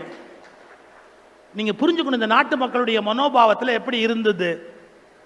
நமக்கு வேலை செய்யறதுக்கு எது கருவியா இருக்கோ அது கடவுளுக்கு சமம் என்ற எண்ணம் மனசுல இருந்தது. அதைத்தான் தொடர்ந்து நாம கொண்டு வரணும். இப்ப நான் என்ன சொல்லிக்கிட்டு இருந்தேன், கிருஷ்ணன் போருக்கு போன கதையை சொல்லிக்கிட்டு இருந்தேன். அப்படியே போருக்கு போகும்போதே நடுவில் நான் ஹாலிவுட் போயிட்டு வருவேன், என்னை யாரும் ஒன்றும் கேட்க முடியாது. நடுவில் நான் பாட்டுக்கு எங்கே தோணுதோ அங்கேயும் போவேன், அதான் என் பேச்சோட இயல்பு, அதுக்கு ஒன்றும் பண்ண முடியாது. கிருஷ்ணன் போருக்கு போனான்னா தேர் ஓட்டணும். நான் எப்படி தேர் ஓட்டுவேன்லாம் கேட்க முடியாது, ஓட்டணும். தேர் ஓட்டுறான். இந்த பாருங்க, தேர் ஓட்டும் போது அர்ஜுனன் சொல்றான், லெஃப்ட்ல திரும்பு அப்படின்னு. காதல விழுமா? ஏன் விழாதுன்னு கேட்டா, சத்தம் ஜாஸ்தியா இருக்கிற இடத்துல மேலேருந்து ஒருத்தர் சொன்னா காதல விழுமா? கேட்காது. லெஃப்ட் டர்ன் அப்படிங்கிறான், இடது பக்கம் திரும்பு அப்படிங்கிறான். கிருஷ்ணன் காதல விழல, நேரா போனான். ரைட் டர்ன் அப்படிங்கிறான், ரைட்ல திரும்பாம நேரா போனான். அர்ஜுனனுக்கு எரிச்சல் ஆகி போச்சு. கிருஷ்ணா திருப்பி திருப்பி சொல்றோம் காதல விழலையா அப்படின்னு. சத்தமா சொன்ன உடனே விழுந்து தேரை நிறுத்திட்டு இப்படி திரும்பி பார்த்து சொன்னான், அறிவு இருக்காடா உனக்கு? இவ்வளவு சத்தம் நடந்து போட்டுக்கிட்டு இருக்கிற இந்த இடத்துக்குள்ள நீ சொல்றது என் காதல எங்கேயாவது விழுமா? முட்டாள், நீ மேல தானே உட்கார்ந்து இருக்கிற, உன் காலை எங்க வச்சிருக்கிற? என் கழுத்துக்கு மேலே ஒரு பீடத்தில் 2 காலை தூக்கி வச்சிருக்கிற, தேர் ஓட்டிக்கிட்டு போற. எனக்கு லெஃப்ட்ல திரும்புன்னு சொன்னா நீ ஈஸியா ஒன்று பண்ணணும், சொல்லக்கூடாது. வலது கால் கட்ட விரல் இருக்குல்ல, அதால என் வலது கன்னத்தை இப்படி இடிச்சா என் மூஞ்சி எப்படி திரும்பும்? இடது பக்கம், அது லெஃப்ட். இடது கால் கட்ட விரல் இருக்குது இல்ல, அதை எடுத்து நீ இப்படி இடது கன்னத்தில் வச்சு இடிச்சு இப்படி திருப்புனா ரைட் டர்ன். அறிவு கெட்டவனே, எவ்வளவு ஈஸி. அதை விட்டுட்டு போர்க்களத்தில் கத்துனா காது கேட்குமா? கால் கட்ட விரலால என் கன்னத்தில் இடிடான். அர்ஜுனன் கேட்டான், நீ கடவுள் இல்லையா? அண்ட சராசரத்துக்கு படி அளக்கிற கடவுள் இல்லையா? உன்னை நான் காலால மிதிச்சா பாவம் இல்லையான்? கிருஷ்ணன் சொன்னான், அதெல்லாம் வைகுந்தத்தோட சரி, இப்ப நான் தேர் ஓட்டி இந்த டியூட்டியை பெர்ஃபெக்டா பண்ணாதான் நானும் பிழைக்க முடியும், நீயும் பிழைக்க முடியும். புரியுதா? நீ எவ்வளவு பெரிய ஆளா இருந்தாலும் சரி, எந்த வேலை பார்க்குறியோ அதுக்குரிய யோகியதையோட நடந்துக்க. நீ எவ்வளவு பெரிய ஆளாவனாலும் இருக்கலாம், அதை பத்தி கவலை இல்லை. நீ இப்ப எந்த வேலையை எடுத்திருக்கிறியோ அந்த வேலைக்கு உரிய காரியத்தை நீ செஞ்சே தீரணும். இந்த உணர்வு வரலையே சார். இன்னைக்கு சொல்லிட்டு போட்டுமா, எந்த காலத்திலும் வேலையை விட நீங்கள் பெரியவர்கள் இல்லை, உங்களை விட வேலைகள் தான் பெரியவை. ஏன் தெரியுமா? நான் சொல்றது கொஞ்சம் கஷ்டமா இருக்கும் இந்த நாட்டில் கேட்கறதுக்கு. கலெக்டராக இருக்கிற தனிநபரை விட கலெக்டர் என்ற பதவி உயர்ந்தது. கவர்னராக இருக்கிற பதவி தனி மனிதனை விட அந்த பதவி உயர்ந்தது. ராஷ்டிரபதியாக இருக்கிற நபரை விட ராஷ்டிரபதி என்ற பதவி உயர்ந்தது. ஏனென்றால் மனிதர்கள் செத்து போவார்கள், பதவி சாவதில்லை, நீடித்து கொண்டே இருக்கும். அப்ப என்ன புரிஞ்சுக்கணும்? நான் இறந்துட்டா கூட அது அப்படியே நிற்கும். ஆனா நான் மனுஷன் இறந்து போறதுக்கு வாய்ப்பு இருக்கு. எந்த மனிதனும் பதவியை விட பெரியவன் இல்லை. ஏன் இந்த புரிதல்லாம் வரல யாருக்குமே? ஒருத்தருக்குமே அது மனசுக்குள்ள வரலையே. தப்பு இல்லையா அது? இப்ப கிருஷ்ணன் சொல்றான், நீங்க பகவத்கீதை படிச்சு என்ன பிரயோஜனம்? கிருஷ்ணன் சொல்றான், இப்ப நான் தேரோட்டுக்குரிய காரியத்தை நான் கரெக்டா பண்ணணும். சார், வினோபா பாவே கீதை பேருரைகள்னு ஒரு புக்கை எழுதியிருக்கிறார். வாய்ப்பு இருந்தா வாங்கிட்டு போங்க. சர்வோதயா பப்ளிகேஷன், கீதை பேருரைகள். நான் படித்த புஸ்தகத்தில் ஒண்டர்ஃபுல் புக் வினோபாவுடைய கீதை பேருரைகள். அவர் என்ன சொல்றாரு தெரியுங்களா? ஒரு சம்பவம் சொல்றாரு பாருங்க. அவர் சாயங்காலம் கொண்டாந்து நிறுத்திட்டான் எதை, தேரை நிறுத்தினதுக்கு அப்புறம் குதிரையை அவுத்து விடுறான் கிருஷ்ணன். குதிரையை அவுத்து விட்ட உடனே அது போர், அம்பு கும்பெல்லாம் தச்சிருக்கும். எல்லா குதிரையும் தட்டி கொடுக்குறான். குதிரை வளர்க்குறது ஒரு தனி சுகம். அதெல்லாம் தட்டிக்கிட்டு எல்லாம் கொடுத்து தடவி கொடுத்து, அதுக்கு எங்கே தடவுனோ அதுக்கு பிடிக்குமோ அதெல்லாம் தடவி கொடுத்து, அதை அப்படியே மாரோட அணைச்சி அதை கொஞ்சி, அதுக்கு அந்த வாயில் நுர தள்ளுது, தண்ணி வேணும் அதுக்கு. இப்போ கொண்டு வரணும். இந்த இடத்துல நீங்கள் வினோபா புக்கு படிக்கணும். இந்த அண்ட சராசரம் எல்லாம் எவனை ஆண்டவன் என்று அழைக்கிறதோ அவன் தன்னுடைய பட்டு பீதாம்பரத்தில் கொள்ளை அள்ளி கொண்டு வந்து குதிரைக்கு கொட்டினான். என்ன டிஸ்கிரிப்ஷன் பாருங்க. இந்த அண்ட சராசரம் எல்லாம் எவனை ஆண்டவன் என்று அழைக்கிறதோ அவன் தன்னுடைய பட்டு பீதாம்பரத்தில் கொள்ளை அள்ளி கொண்டு வந்து குதிரைக்கு கொட்டினான். அது சாப்பிட மறுத்தது. அன்போடு அதை தடவி கொடுத்து விட்டு அதனுடைய மேலே இருக்கிற உடம்பில் இருக்கிற ரோமங்களை நீக்கி உள்ளே இருக்கிற சின்ன சின்ன பூச்சிகள் அதை கடிக்கிறது. அதை கையால் எடுத்து அதனுடைய வலியை குறைக்கிறான் கண்ணன். ஒரு குதிரை ஓட்டியா போயிட்டா குதிரை ஓட்டி என்னென்ன செய்வாரோ எல்லாம் செய்யணும். அந்த குதிரையை நம்ம உண்ணின்னு ஒன்று சொல்லுவோம், பேன் தலையில் கடிக்கும். அது மாதிரி மிருகங்களுக்கு உடம்பெல்லாம் முடி இருக்கிறதால அது உட்கார்ந்துருக்கும். அந்த உண்ணி கடிக்காமல் இருக்கிறதுக்காக அதை எடுத்தானோ. இதை படிச்சுட்டு நான் என் புக்கில் அந்த இடத்துல மார்க் பண்ணி வச்சிருக்கிறேன். இதுவரை உன்னி கிருஷ்ணனாக இருந்தவன் இப்போது உன்னி கிருஷ்ணனாக மாறிய இடம் அப்படின்னு என் புக்கில் அந்த இடத்துல மார்க் பண்ணியிருக்கேன். உன்னி சின்ன கிருஷ்ணன், சின்ன மழலை கண்ணன், உன்னி கிருஷ்ணனாக இருந்தவன் உன்னி கிருஷ்ணனாக மாறிய இடம். அந்த அந்த உண்ணியெல்லாம் எடுத்து தட்டி கொடுத்து சாப்பிடு அப்படின்னு. எவ்வளவு பெரிய விஷயம் பாருங்க. செய்யும் தொழிலே தெய்வம் என்று தெய்வம் நிரூபித்த நாடு இந்த நாடு. இது ஒரு பக்கம் அப்படியே இருக்கட்டும். நான் இப்போ ஒரு மிகப்பெரிய மகாபாரதத்திலேருந்து ஒரு உதாரணம் சொன்னேன் உங்களுக்கு. எம்.ஆர். ராதா நடிகவேள் எவ்வளவு பெரிய மனிதர்னு உங்களுக்கு தெரியும். நடிகவேள் எம்.ஆர். ராதா நடிப்பு துறையில் எப்படி இருந்தாருங்கிறதுக்கு ஒரு சம்பவம் நான் சொல்லியிருக்கேன் முன்னாடியே. ஒரு முறை மலேசியாவுக்கு நான் நம்முடைய அந்த படத்தில் ரத்த கண்ணில் நடிப்பாங்களே, பேர் என்ன?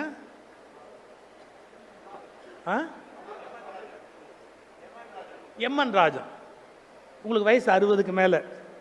இல்லாட்டி எம்.என். ராஜத்தை ஞாபகம் வச்சுக்கணும்னா 60 வயசு ஆனால் தான் ஞாபகம் வச்சுக்க முடியும். எனக்கு 70 மறந்து போச்சு. எம்.என். ராஜம் அம்மா வந்திருந்தாங்க. நாங்களாம் மலேசியா போயிருந்தோம். எம்.என். ராஜம், நான், எம்.எஸ். விஸ்வநாதன், டி.எம். சௌந்தரராஜன், சாலமன் பாப்பையா, நாங்கள் எல்லாரும் ஒரே வேனில் மலேசியாவில் போகிறோம். கண்ணதாசன் விழா ஊர் சுற்றி பார்க்குறதுக்கு. அப்போ எம்.என். ராஜா அம்மாட்ட நான் கேட்டேன், அம்மா நீங்கள் பெரிய புகழ்பெற்ற திரைப்பட நடிகை, ஒரு நல்ல சம்பவம் உங்கள் வாழ்க்கையில் நடந்தது ஏதாவது சொல்லுங்க அப்படின்னு. ஒரு நிமிஷம் இப்படி யோசிச்சுட்டு, தம்பி அண்ணன் ராதா அண்ணன் எவ்வளோ பெரிய நடிகர் தம்பி. ஆமாம் ஆமாம், பெரிய நடிகர். ரத்த கண்ணீர் நீ பார்த்துருக்கியா தம்பி அப்படின்னா. பார்த்துருக்கேம்மா, சின்ன வயசில் பார்த்துருக்கேன். அதில் ஒரு காட்சி வரும், ஞாபகம் இருக்கா? அதாவது இவருக்கு எம்ஆர் ராதாவுக்கு குஷ்டம் முடிச்சிடும். அடி காந்தா அப்படின்னு சொல்லிட்டு இந்த கையை இப்படி வச்சுக்கிட்டு அவர் அவளை தேடி வருவார். இவங்க பணத்துக்கு ஆசைப்படுகிற ஒரு பெண்ணு, அதனால அடையணுங்கிற எண்ணத்தில் குஷ்டரோகத்தோட எம்ஆர் ராதா வருவார். ஆனால் அவர் உடலெல்லாம் நோயாக இருந்ததுனால அவ்வளவு நாள் அவர்கிட்ட பணம் கறந்த இவங்க அவர் வரதை பார்த்து பயந்துக்கிட்டு போவாங்க. அப்படியே அவர் கிட்டக்க வருவார். இந்த சீன் எடுக்கிறாங்க தம்பி. டைரக்டர் சொல்கிறாரு, நீங்கள் அவங்க பெரிய கவுன் மாதிரி ஒன்று போட்டிருப்பாங்க, அதை அப்படி பிடிச்சிக்கிட்டு கிட்டு அப்படி ஓடி வருவாங்க. அப்போ எம்என் ராஜா அம்மா ஓடி வர மாதிரி இருந்தாங்க அந்த காலகட்டத்தில். கிட்டு அப்படி ஓடி படியில் ரிவர்ஸில் ஏறுவாங்க, அப்படியே பின்னாடி ஏறுவாங்க, வேகமாக போவாங்க. இவர் பின்னாடி துரத்திக்கிட்டே வருவார். ரத்த கண்ணீர் படத்தில் பார்த்தா பாருங்க, கை குஷ்டத்தோடு துரத்திக்கிட்டே வருவார். டைரக்டர் சொல்றார், இந்த சீன் எடுக்க போகிறோம், இதில் நீங்கள் ஒன்று பண்ணணும். என்ன? டக்குன்னு எம்ஆர் ராதாவை மூஞ்சி மேலே உதைக்கணும், முகத்து மேலே அப்படியே உதைக்கணும். எம்என் ராஜு சொன்னாங்களாம், என்ன பேசுறீங்க, அண்ணன் எவ்வளோ பெரிய நடிகர், திரைப்பட உலகத்தில் எவ்வளோ பெரிய நடிகர், அவர் மூஞ்சில் நான் காலால் எட்டி உதைச்சா நான் விளங்குவேன்னா? முடியவே முடியாது. எவ்வளோ காசு கொடுத்தாலும் இந்த சீன் நான் நடிக்க மாட்டேன், தேவையில்லை, என்னால் அப்படி அவங்களை எட்டி உதைக்க முடியாது. அப்போ எம்ஆர் ராதா சொன்னாரா, ஏய் துட்டு வாங்குறதில்ல, அதனால நீ உதைக்கணும், நீ வாங்குற துட்டுக்கு நீ உதைக்கணும், நான் வாங்குற துட்டுக்கு உதப்படணும். உதே நல்லா உதே அப்படின்னா. என்னென்ன உங்களை எப்படின்னா முகத்தில் எட்டி உதைக்கிறது?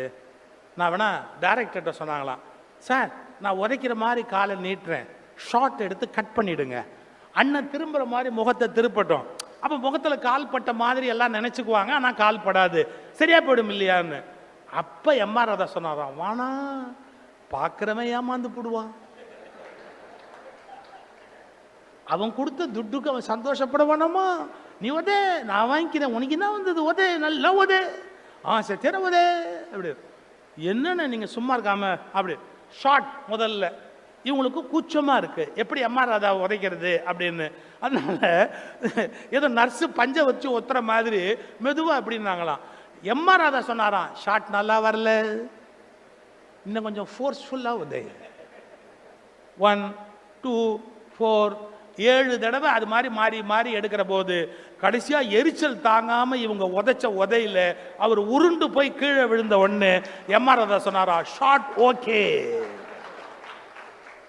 ஏன் தெரியுங்களா? என்றைக்கும் ஒரு திரைப்பட நடிகனை விட சினிமா என்ற கலைதான் பெரியதே ஒழிய தனிப்பட்ட நடிகன் பெரியவன் அல்ல. இது நம்ம புரிஞ்சுக்கணும். நாம எந்த நிறுவனத்தில் வேலை பார்க்கிறோமோ அந்த நிறுவனத்தோட கௌரவம் முக்கியம். நாம எந்த இடத்துல பணிபுரிகிறோமோ அந்த இடத்தினுடைய மேன்மை முக்கியம். தனிப்பட்ட நம்முடைய ஈகோ முக்கியமே இல்லை. அது கடைசி பட்சமா தள்ள வேண்டிய விஷயம் நம்முடைய ஈகோ. நீங்க பகவத்கீதையில கண்ணன் காட்டிய உதாரணம் ஆத்திகர்கள் பின்பற்றுகிறார்கள். மகாத்மா காந்தியை போல, பால கங்காதர திலகரை போல. நாத்திகனாக இருந்த எம்ஆர் ராதா பகவத்கீதை படிக்கவில்லை என்றாலும் தன்னை விட தன் கலை மேன்மையானது என்று செய்யும் தொழிலை தெய்வம் என்று மதித்தார். ஏன் இந்த மக்களுக்கு அதெல்லாம் புரியாம போச்சு? ஏன் உங்க வேலையை விட உங்களை பெரிய ஆளா நினைக்கிறீங்க? நான் நான் நான் நான் அப்படின்னு உங்களையே முக்கியமா நினைக்கிறீங்க? தயவு செய்து நம்ம நினைக்க முடியாது. அப்புறம் வேலையை நேசிச்சு வேலை செய்யணுமே ஒழிய, இந்த வார்த்தையை ரொம்ப கவனிங்க, வேலையை நேசிச்சு வேலையை செய்யணுமே ஒழிய வேலைக்கு சம்பளம் கிடைக்கும் பணம் கிடைக்குங்கிறது ரெண்டாம் பட்சம். அது ஆக்சிடென்டல், அதுவும் தானா சம்பவிக்குது. இப்போ நாங்கள் பேசினா பணம் கொடுப்பாங்க, ஆனால் அவனுக்கு பணம் கிடைக்குங்கிறதுக்காக பேசக்கூடாது. ரெண்டுக்கு வித்தியாசம் இருக்கு. இந்த நாட்டு மக்களுக்கு அது தெரியல. பணத்துக்காக பேசுறவனுடைய மென்டாலிட்டி வேற, ஆனா பேசிட்டதுக்கு பணம் வாங்குறவனுடைய மென்டாலிட்டி வேற. என் உழைப்பை நான் இலவசமா கொடுக்க மாட்டேன், மரியாதையா காசு கொடு, அது வேற. நீ காசு கொடுத்தா உனக்காக என்ன வேணாலும் பேசுவேன், அது வேற. இது புரியாததால தான் இன்னைக்கு எல்லா பேச்சாளரையும் கூட தப்பா பேசுறாங்க. நீ 2 கோடி ரூபாய் கொடுத்தா கூட நான் நினைக்காத விஷயத்தை ஒரு வார்த்தை என் வாயிலேருந்து வரவழைக்க முடியாது. நீ 2 கோடி வேணா கொடு, எனக்கு விருப்பம் இல்லாத ஒரு வார்த்தையை என் வாயிலேருந்து வரவழைக்க முடியாது. எனக்கு வேணாம். நீங்க நம்பினா நம்புங்க, நம்பாட்டி போங்க. எத்தனை டிவி விளம்பரங்கள்ல என்ன நடிக்க கூப்பிட்டாங்க. அப்ப நான் கொஞ்சம் நல்லா இருந்தேன், டை போட்டிருப்பேன் இல்லையா. வாங்க சார், இந்த ஜுவல்லரி விளம்பரம், வீடு விற்கிற விளம்பரம், அந்த விளம்பரம், இந்த விளம்பரம். அவங்க சொல்லுவாங்க 5 லட்சம் ரூபாய். எவ்வளோ நேரத்துக்கு? அப்படி போய் நின்று 30 செகண்டு நீங்கள் போய் அந்த விளம்பரத்துக்கு பண்ணி கொடுக்கறதுக்கு 5 லட்சம் ரூபாய். நான் என்ன பதில் சொன்னேன் தெரியுங்களா? நான் என்ன சொன்னாலும் அது சத்தியமாக இருக்கும் என்று நம்புவதற்கு தமிழ்நாட்டில் 5 லட்சம் பேருக்கு இருக்கிறார். அப்ப நீ கொடுக்குற 5 லட்சத்தை வாங்கிட்டு இது ஒசத்தின்னு நான் சொல்லி அது தப்பா இருந்தா, அந்த 5 லட்சம் பேருடைய மதிப்பு தான் எனக்கு முக்கியமே ஒழிய நீ கொடுக்குற 5 லட்சம் எனக்கு அவசியம் இல்லை.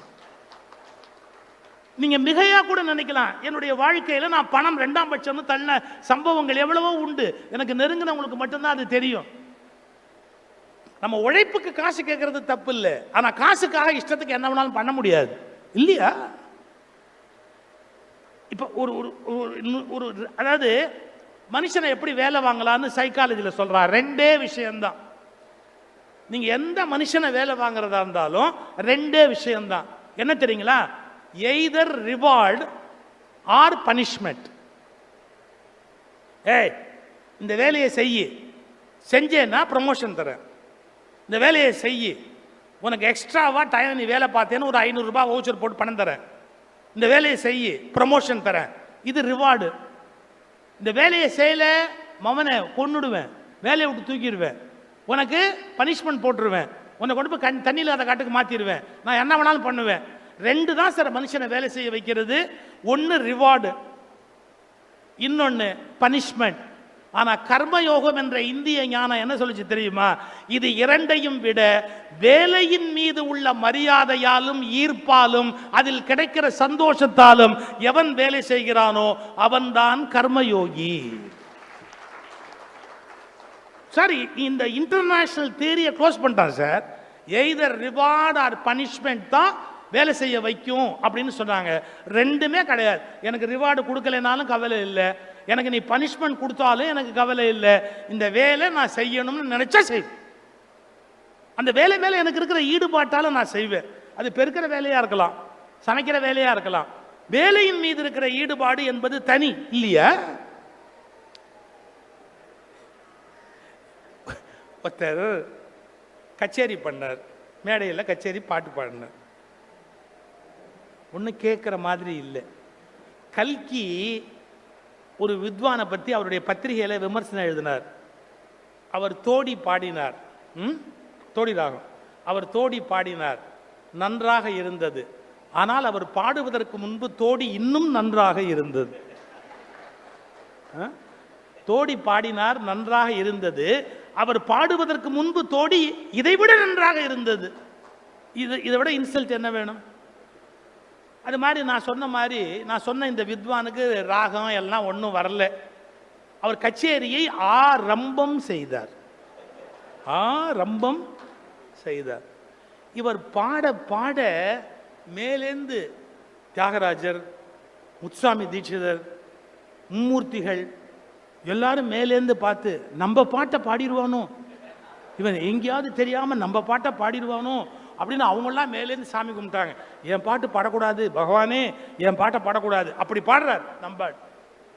இவர் கச்சேரி 1/4 மணி நேரம் இப்படி பாடி முடிச்ச உடனே அந்த சபா செக்ரட்டரி பார்த்தார். ஷூ, நம்ம மான மரியாதையே போயிடும். என்னமோ இந்த ஆள் வாய்ப்பு கேட்டான்னு இவனுக்கு கொடுத்தோம், இவன் பாடி இப்படி கொலை பண்ணுறான். அதனால என்ன பண்ணார், அங்கேருந்து ஜாட காமிச்சார். பாடாது இறங்கி இவர் பாட அவர் ஆட. எப்படி? இவன் சொன்னான் முடியாது. ஒரு கிட்டக்க வந்து மைக்கை மூடிட்டு சொன்னார், ஏய் இறங்கி தொலை, பாட்டா பாடுற கொல்ற, இறங்கி தொலை.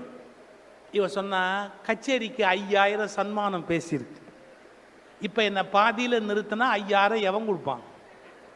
அவர் சொன்னார், நான் தரேன். நீ பாடாமல் இருக்கிறதுக்கு 5000 ரூபாய் நான் தரேன், இறங்கி தொலை. அவன் ஒரு பதில் சொன்னான் சார். அதுக்கு பாடுறதுக்கு தான் 5000, நிறுத்துறதுக்கு 25,000, பாடுறதுக்கு 5,000, நிறுத்துறதுக்குனா 25,000. அவர் சொன்னார், என் சொத்தையே எழுதி வைக்கிற, எங்கேயும் பாடாது. என் சொத்தை வேணாலும் எழுதி வைக்கிற, எங்கேயுமே பாடாது. Very good. இறங்கி வந்தான். அவன் வித்வான்னு பேர. சார், பாடியவர்களுக்கு உலகம் பரிசு கொடுக்கும், அது வேறு விஷயம். பரிசு கிடைத்து விடுவதற்காக பாடுவதை நிறுத்திவிட்டால் அவனை நீங்கள் வித்வான் என்று ஒப்புக்கொள்வீர்களா? அவனுக்கு சங்கீதத்தில் பயிற்சி உண்டு, ஆர்வம் உண்டு என்று ஒப்புக்கொள்வீர்களா? அவனை ஒரு மிகப்பெரிய கலைஞன் என்று கொண்டாடுவீர்களா? எனவே பணம் சம்பாதித்து விடுவது மட்டும் வாழ்வின் வெற்றி அல்ல. பணம் சம்பாதித்து விடுவது மட்டும் வாழ்க்கையின் வெற்றி அல்ல. அந்த பாடலை நேசித்து பாடி மக்களிடத்தில் அங்கீகாரம் பெறுவதுதான் உண்மையான வெற்றி. இந்த புரிதல் வேணும். சில பேர் இன்னைக்கு 10 ரூபா சம்பாதிச்ச உடனே நான் ரொம்ப பெரிய ஆள் நினைக்கிறான். பல நாள் வெளிநாடு போயிட்டு வரான். நம்ம ஊர் ரூபாய்க்கு அவன் டாலருக்கு வித்தியாசம் இருக்கு. அவன் அதுல ஒரு 4 கோடி 5 கோடி சேர்த்துட்டா எவ்வளவு திமிரா பேசுறான்னு நினைக்கிறீங்க? அவன்கிட்ட இருக்கிற பணம் பெருசான், அதனால அவன் ரொம்ப பெரிய ஆளா, அந்த ஊர்லயே அவன் ரொம்ப பெரிய ஆளா. அதப்போட நான் அமெரிக்கா போயிருந்த போது எங்களை ஹோட்டல்லேருந்து விழா நடக்கிற இடத்துக்கு நாங்கள் போனோம். நான், ஜெயகாந்தன், அப்துல் ரஹ்மான். நான் சொல்றது கிட்டத்தட்ட 40 வருஷத்துக்கு முன்னாடி. நான், அப்துல் ரஹ்மான், ஜெயகாந்தன் 3 பேர் போயிருக்கோம் அமெரிக்காவுக்கு. எங்களை கூப்பிடுறதுக்கு கார் வரல. நாங்கள் தங்கி இருந்த ஹோட்டல்லேருந்து எங்களை கூப்பிடுறதுக்கு கார் வரல. ஒரு வழியாக அப்போ லேண்ட் ஃபோன் தான். படாத பாடுபட்டு ஒருத்தரை கண்டுபிடிச்சி ஃபோன் பண்ணி, யோ ஹோட்டலில் நாங்கள் டிஃபன் சாப்பிட்டு உட்காந்துருக்குறோம், கூட்டு போகிறதுக்கு கார் வரல. அவர் சொல்கிறாரு, இது இந்தியா இல்லை, அமெரிக்கா. இங்கெல்லாம் யாரையும் வந்து கூட்டிகிட்டு போக மாட்டாங்க. நீங்கள் நேராக அங்கே என்ன பண்ணுங்க, இந்த மாநாட்டுக்கு வர பஸ் வந்துட்டு போயிட்டு இருக்கும், ஷட்டில் சர்வீஸு. நீங்கள் 3 பேர் ஏறி நேராக அங்கே வந்து இறங்கிடுங்க. 3 பேரும் நேராக பஸ்ஸில் ஏறி வந்து அங்கே இறங்கிடுங்க, புரியுதா அப்படின்னார். அப்படிலாம் வரமாட்டோம் நாங்கள், அப்படிலாம் வரமாட்டோம். நீங்கள் யாராவது கார் எடுத்துகிட்டு வந்து கூட்டிகிட்டு வந்தால் வரோம், இல்லாட்டி நாங்கள் வரமாட்டோம் அப்படின்னு. சார், இது இந்தியா இல்லை சார், அமெரிக்கா. நான் சொன்னேன், இந்தியாவின் பண்பை உனக்கு நினைவூட்டத்தான் வந்தேனே ஒழிய உன் அமெரிக்க மரியாதையற்ற பண்பை கற்றுக்கொண்டு போவதற்காக நான் இந்த மாநாட்டுக்கு வரல. நீ அமெரிக்க வாழ்க்கையை எனக்கு கற்றுக் கொடுக்கறதுக்கு நான் இங்கே வரல. நான் இந்தியதை உன்னை நினைவூட்டுறதுக்கு தான் வந்திருக்கிறேன், தெரியுதா அப்படின்னு. அப்போ ஜெயகாந்தன் சொன்னார், சபாஷ். ஜெயகாந்தன் சொன்ன வார்த்தை சபாஷ் அப்படி. எதுக்கு நான் சொல்ல வர, அகங்காரத்தில் பேசல. நம்முடைய கௌரவத்தை விட்டு கொடுத்துட்டு பணம் தான் பெருசுன்னு வாழ்ந்துட முடியுமா? பணம் ஆக்சிடென்டல், அது தானா வரும் போகும், என்ன வேணாலும் நடக்கும். அதை ஒரு பெருசா நினைச்சுக்கிட்டு வாழ முடியுமா? முடியாது. ஸோ ரிவார்டு முக்கியம் அல்ல, பனிஷ்மெண்ட் முக்கியம் அல்ல. இதுக்கு இங்கிலீஷ்ல இன்னொரு வார்த்தை சொல்றான் பார், புல் புஷ். புல் புஷ். புல்லுன்னா ஒன்று இழுக்குது உங்களை, ரிவார்டு. புஷ்னா தள்ளுது, அது உங்களுக்கு பனிஷ்மெண்ட். ஐயோ நம்மளை அடிக்க போறான், பனிஷ்மெண்டால நீங்க அந்த பக்கம் போவீங்க. ரெண்டும் ஒத்து வராது. புல்லு இருக்கக்கூடாது, புஷ் இருக்கக்கூடாது. நீ உன்னுடைய அறிவுல முடிவு பண்ணி இந்த தொழில் மேன்மையானது, இந்த தொழிலை இப்போது என்னை தவிர வேறு யாரும் செய்வதற்கு இல்லை, எனவே நான் அதை செய்ய வேண்டும். கல்யாண வீட்டில் சார், இது கல்யாண மேடை, அதனால பார்த்த உடனே ஞாபகம் வந்தது. கல்யாண வீட்டில் நீங்க பாருங்க, மாப்பிள்ளை பொண்ணு, பொண்ணோட அப்பா அம்மா, பையனோட அப்பா அம்மா, இவ்வளவு பேர் தானே மேடையில் இருக்கணும். கல்யாணத்தை செஞ்சு வைக்கிறதுக்கு ஒரு புரோகிதர், இன்னொருத்தர், 2 பேர் இருக்கலாம், அவ்வளோதானே. பாருங்க, 45 பேர் நிற்பாங்க. 45 பேர் அப்படியே முசு முசு முசு முசுன்னு நிற்பாங்க. அப்போ தான் வீடியோவில் அந்த மூஞ்சியும் அந்த பட்டு புடவையும் வரும். அதனால எல்லாம் அப்படியே நின்றுக்கிட்டே இருப்பாங்க. இந்த புரோகிதம் பண்ணுறவர் திடீர்னு தேங்காய் அம்பார்.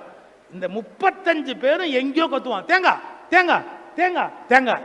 எவனும் இறங்க மாட்டான். ஏன்னா தேங்காய் முக்கியம் அல்ல, அவன் மூஞ்சி வீடியோவில் வர்றது தான் ரொம்ப முக்கியம். இதுதான் சார் ப்ராப்ளம். செயல் முக்கியம் என்று நினைக்க வேண்டுமே ஒழிய என் புகழ் முக்கியம் என்று நினைக்கிற வரை ஒரு காரியம் உலகத்தில் நடக்காது. இப்ப நம்ம என்ன செயல் செய்யணும்? புல்லு இருக்கக்கூடாது, புஷ் இருக்கக்கூடாது, பனிஷ்மெண்ட்டும் கிடையாது, ரிவார்டும் கிடையாது. வேலையின் மீது உள்ள ஆர்வத்தால் அந்த வேலையை செய்தல். அக்கறை இல்லாம ஒரு வேலையை செய்யக்கூடாது. எனக்கு ரொம்ப நெருங்கிய நண்பர்ல ரொம்ப ஆத்மார்த்தமா நான் நேசிக்கிற ஒரு நண்பர் சண்முக வடிவேல். என்னால் மறக்க, அவரை பேரை நான் சொல்லாமல் ஒரு மேடைக்குள்ள நான் போக மாட்டேன். ரொம்ப எனக்கு ஆத்மார்த்தமான நண்பர் அவர். ஏன்னா பேச்சாளர்கள் அவருக்கு பொறாமையே கிடையாது யார் மேலேயும், அதான் முக்கியம். அவர் ஒரு சம்பவம் சொல்ல, அவர் பள்ளி தமிழாசிரியர். இந்த தருமபுரி டிஸ்ட்ரிக்ட், சேலம், ஹொசூர், இந்த பார்டரில் பேப்பர் திருத்தின போது அவருக்கு நடந்த ஒரு அனுபவத்தை அவர் சொன்னார். இவர் தமிழ் வாத்தியார், பேப்பர் வருது, 20 பேப்பராக வரும், இவர் திருத்துறாரு. இவர் பக்கத்தில் ஒருத்தர் பாடிக்கிட்டே திருத்துறாரு, அந்த சுமை தெரியக்கூடாதான், அப்படி ஒரு பாட்டு பாடிக்கிட்டு அப்படியே இப்படி டக் டக் டக் இப்படி போட்டு மார்க் போட்டுக்கிட்டே போகிறார். அப்போ சண்முகவடிவேலு இப்படி எட்டி பார்த்துட்டு சொன்னாராம், யோ அந்த பேப்பரை பார்த்தா தெலுங்கு மாதிரி தெரியுதுயா. ஏன்னு கேட்டீங்க, அங்கே ஆந்திரா சித்தூர் பார்டர் மாதிரி ஒரு தெலுங்கு உண்டு, 2வது பாடம், கர்நாடகா கன்னடம் உண்டு, தமிழும் உண்டு. அதனால இவர் சொல்றார், யோ அதை பார்த்தா தெலுங்கு மாதிரி தெரியுதுயா பேப்பரை. இப்பெல்லாம் தமிழே தெலுங்கு மாதிரி தான் எல்லா பசங்களும் எழுதுறாங்க. ரொம்ப கண்டாக இருக்கும். அப்படி ஒரு திருத்திக்கிட்டே இருக்கார் சார். ஒரு 10 நிமிஷத்துக்குள்ள இந்த கரெக்ஷன் சூப்பர்வைசர் இருக்காருல்ல, அவர் திடீர்னு இந்த ரூமுக்குள்ள வந்து, யோ இங்க யாருக்கோ பேப்பர் ஒரு கட்டு மாறி வந்திருக்குது, தெலுங்கு பேப்பர் கட்டு ஒருத்தருக்கு மாறி வந்திருக்குது, யார்கிட்டயா இருக்குது அப்படி நர்வஸ் ஆகி கேட்கிறார். அவர் திருத்த வேண்டிய தமிழ் கட்டு இங்க இருக்குது, தெலுங்கு பேப்பர் மாறி இருக்கு, யார்கிட்ட இருக்குன்னு. அப்ப நிதானமா அவர் இவரை பார்த்து கேட்டாராம், இது தெலுங்காவே இருக்குமோ? ஆமா ஐயா, முதலே சொல்லக்கூடாது, நீ நான் சொன்னப்ப மட்டும் நீ மதிச்சிய அப்படி. அந்த சூப்பர்வைசர்கிட்ட உடனே இங்க இருக்குது அப்படின்ன உடனே அவர் வந்து இந்த பேப்பரை அப்படியே அள்ளிக்கிட்டு அவருக்கு தமிழ் பேப்பர் கட்ட தூக்கி போட்டு இந்த தெலுங்கு பேப்பரை எடுத்துக்கிட்டு போயிட்டார். சார் போயிட்டு ஒரு 1/2 மணி நேரம் கழிச்சு வந்து அவர் சொன்னதுதான் டாப்னார். என்ன இவரை பார்த்து கேட்டாராம், ஏன் உனக்கு தெலுங்கு தெரியுமா? ஏன் அந்தாலும் அதே மார்க் தாயா போட்டிருக்கிறான்.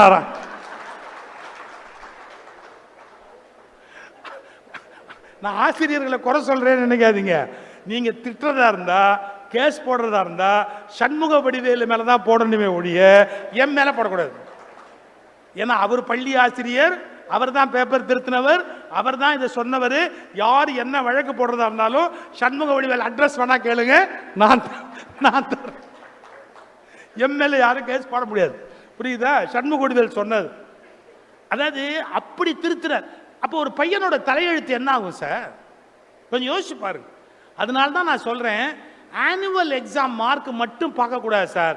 எல்லா monthly exam mark, weekly exam mark, அவனுடைய ஹேண்ட் ரைட்டிங், அவன் நடந்து கொண்ட முறை எல்லாத்தையும் வச்சு தான் மார்க்கை நம்ம கொடுக்கணுமே ஒழிய ஒரே அடியாக அவன் எழுதின பரீட்சையை வச்சு நம்ம கொடுக்க முடியாது.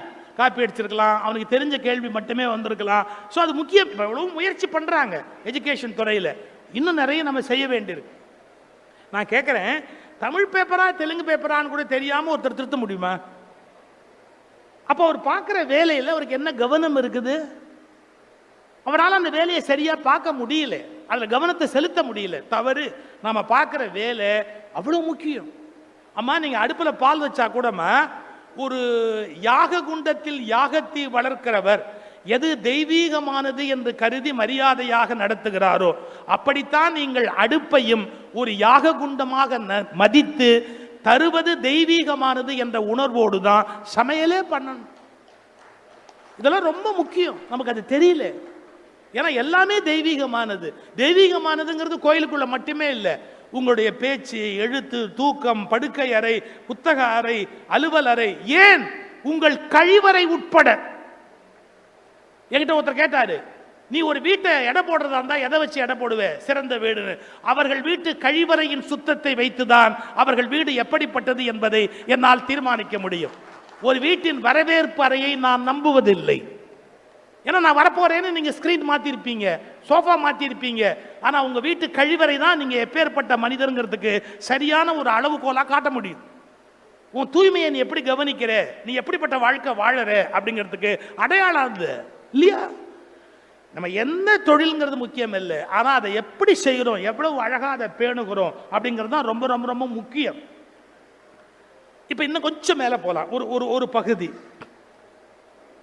அப்போ பக்தின்னு கோயிலுக்கு நீங்க போக வேண்டாம்னு சொல்றீங்களா? நான் அப்படி சத்தியமா சொல்ல மாட்டேன்.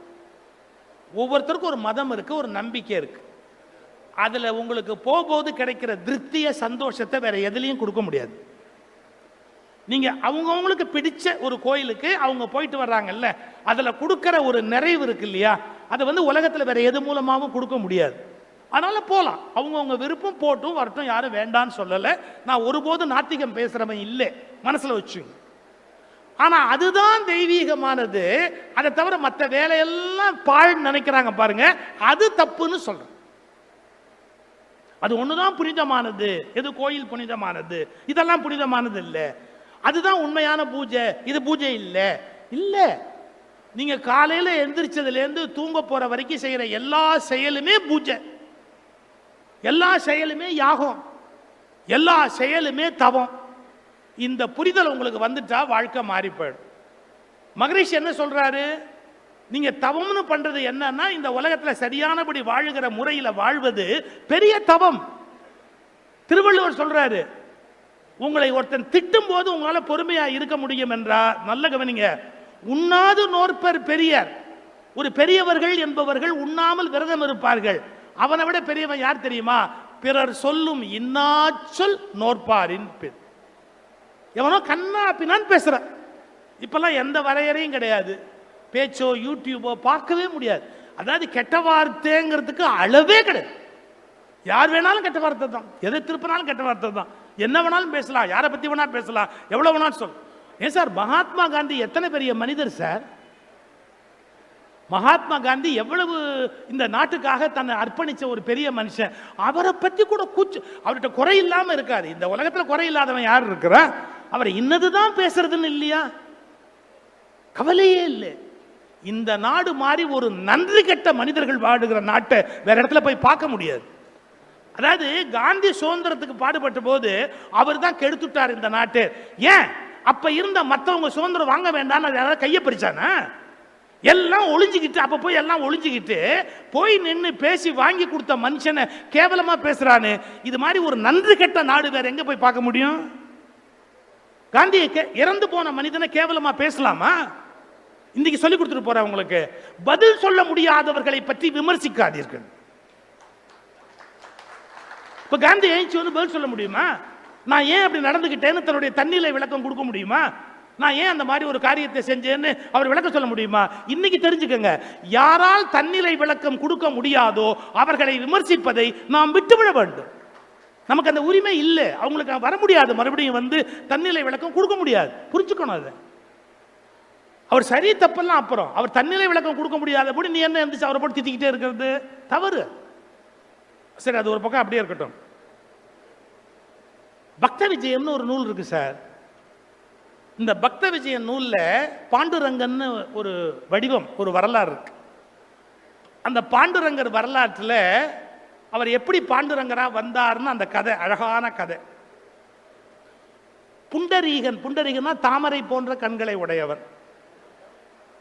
அவன் கங்கையில போய் குளிக்கணும், தன் பாவத்தை எல்லாம் போய் தொலைக்கணும், கங்கையில போய் குளிக்கணுங்கிற எண்ணத்தோட போறான்.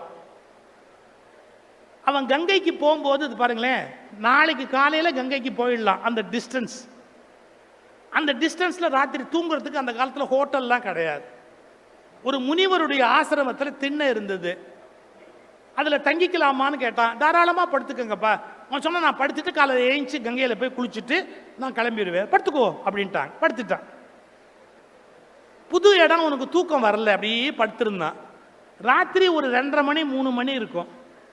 கருன்னு என்னெல்லாமோ உடம்பெல்லாம் அழுக்கா அசிங்கமா ஒரு 3 பெண்கள் அங்கேருந்து உள்ள வந்து விறுவிறு அந்த ஆசிரமத்துக்குள்ள போய் கூட்டி பெருக்கி சுத்தம் பண்ணி வாசல்ல கொண்டாந்து தண்ணி தெளிச்சு எல்லா வேலையும் பண்ணாங்க.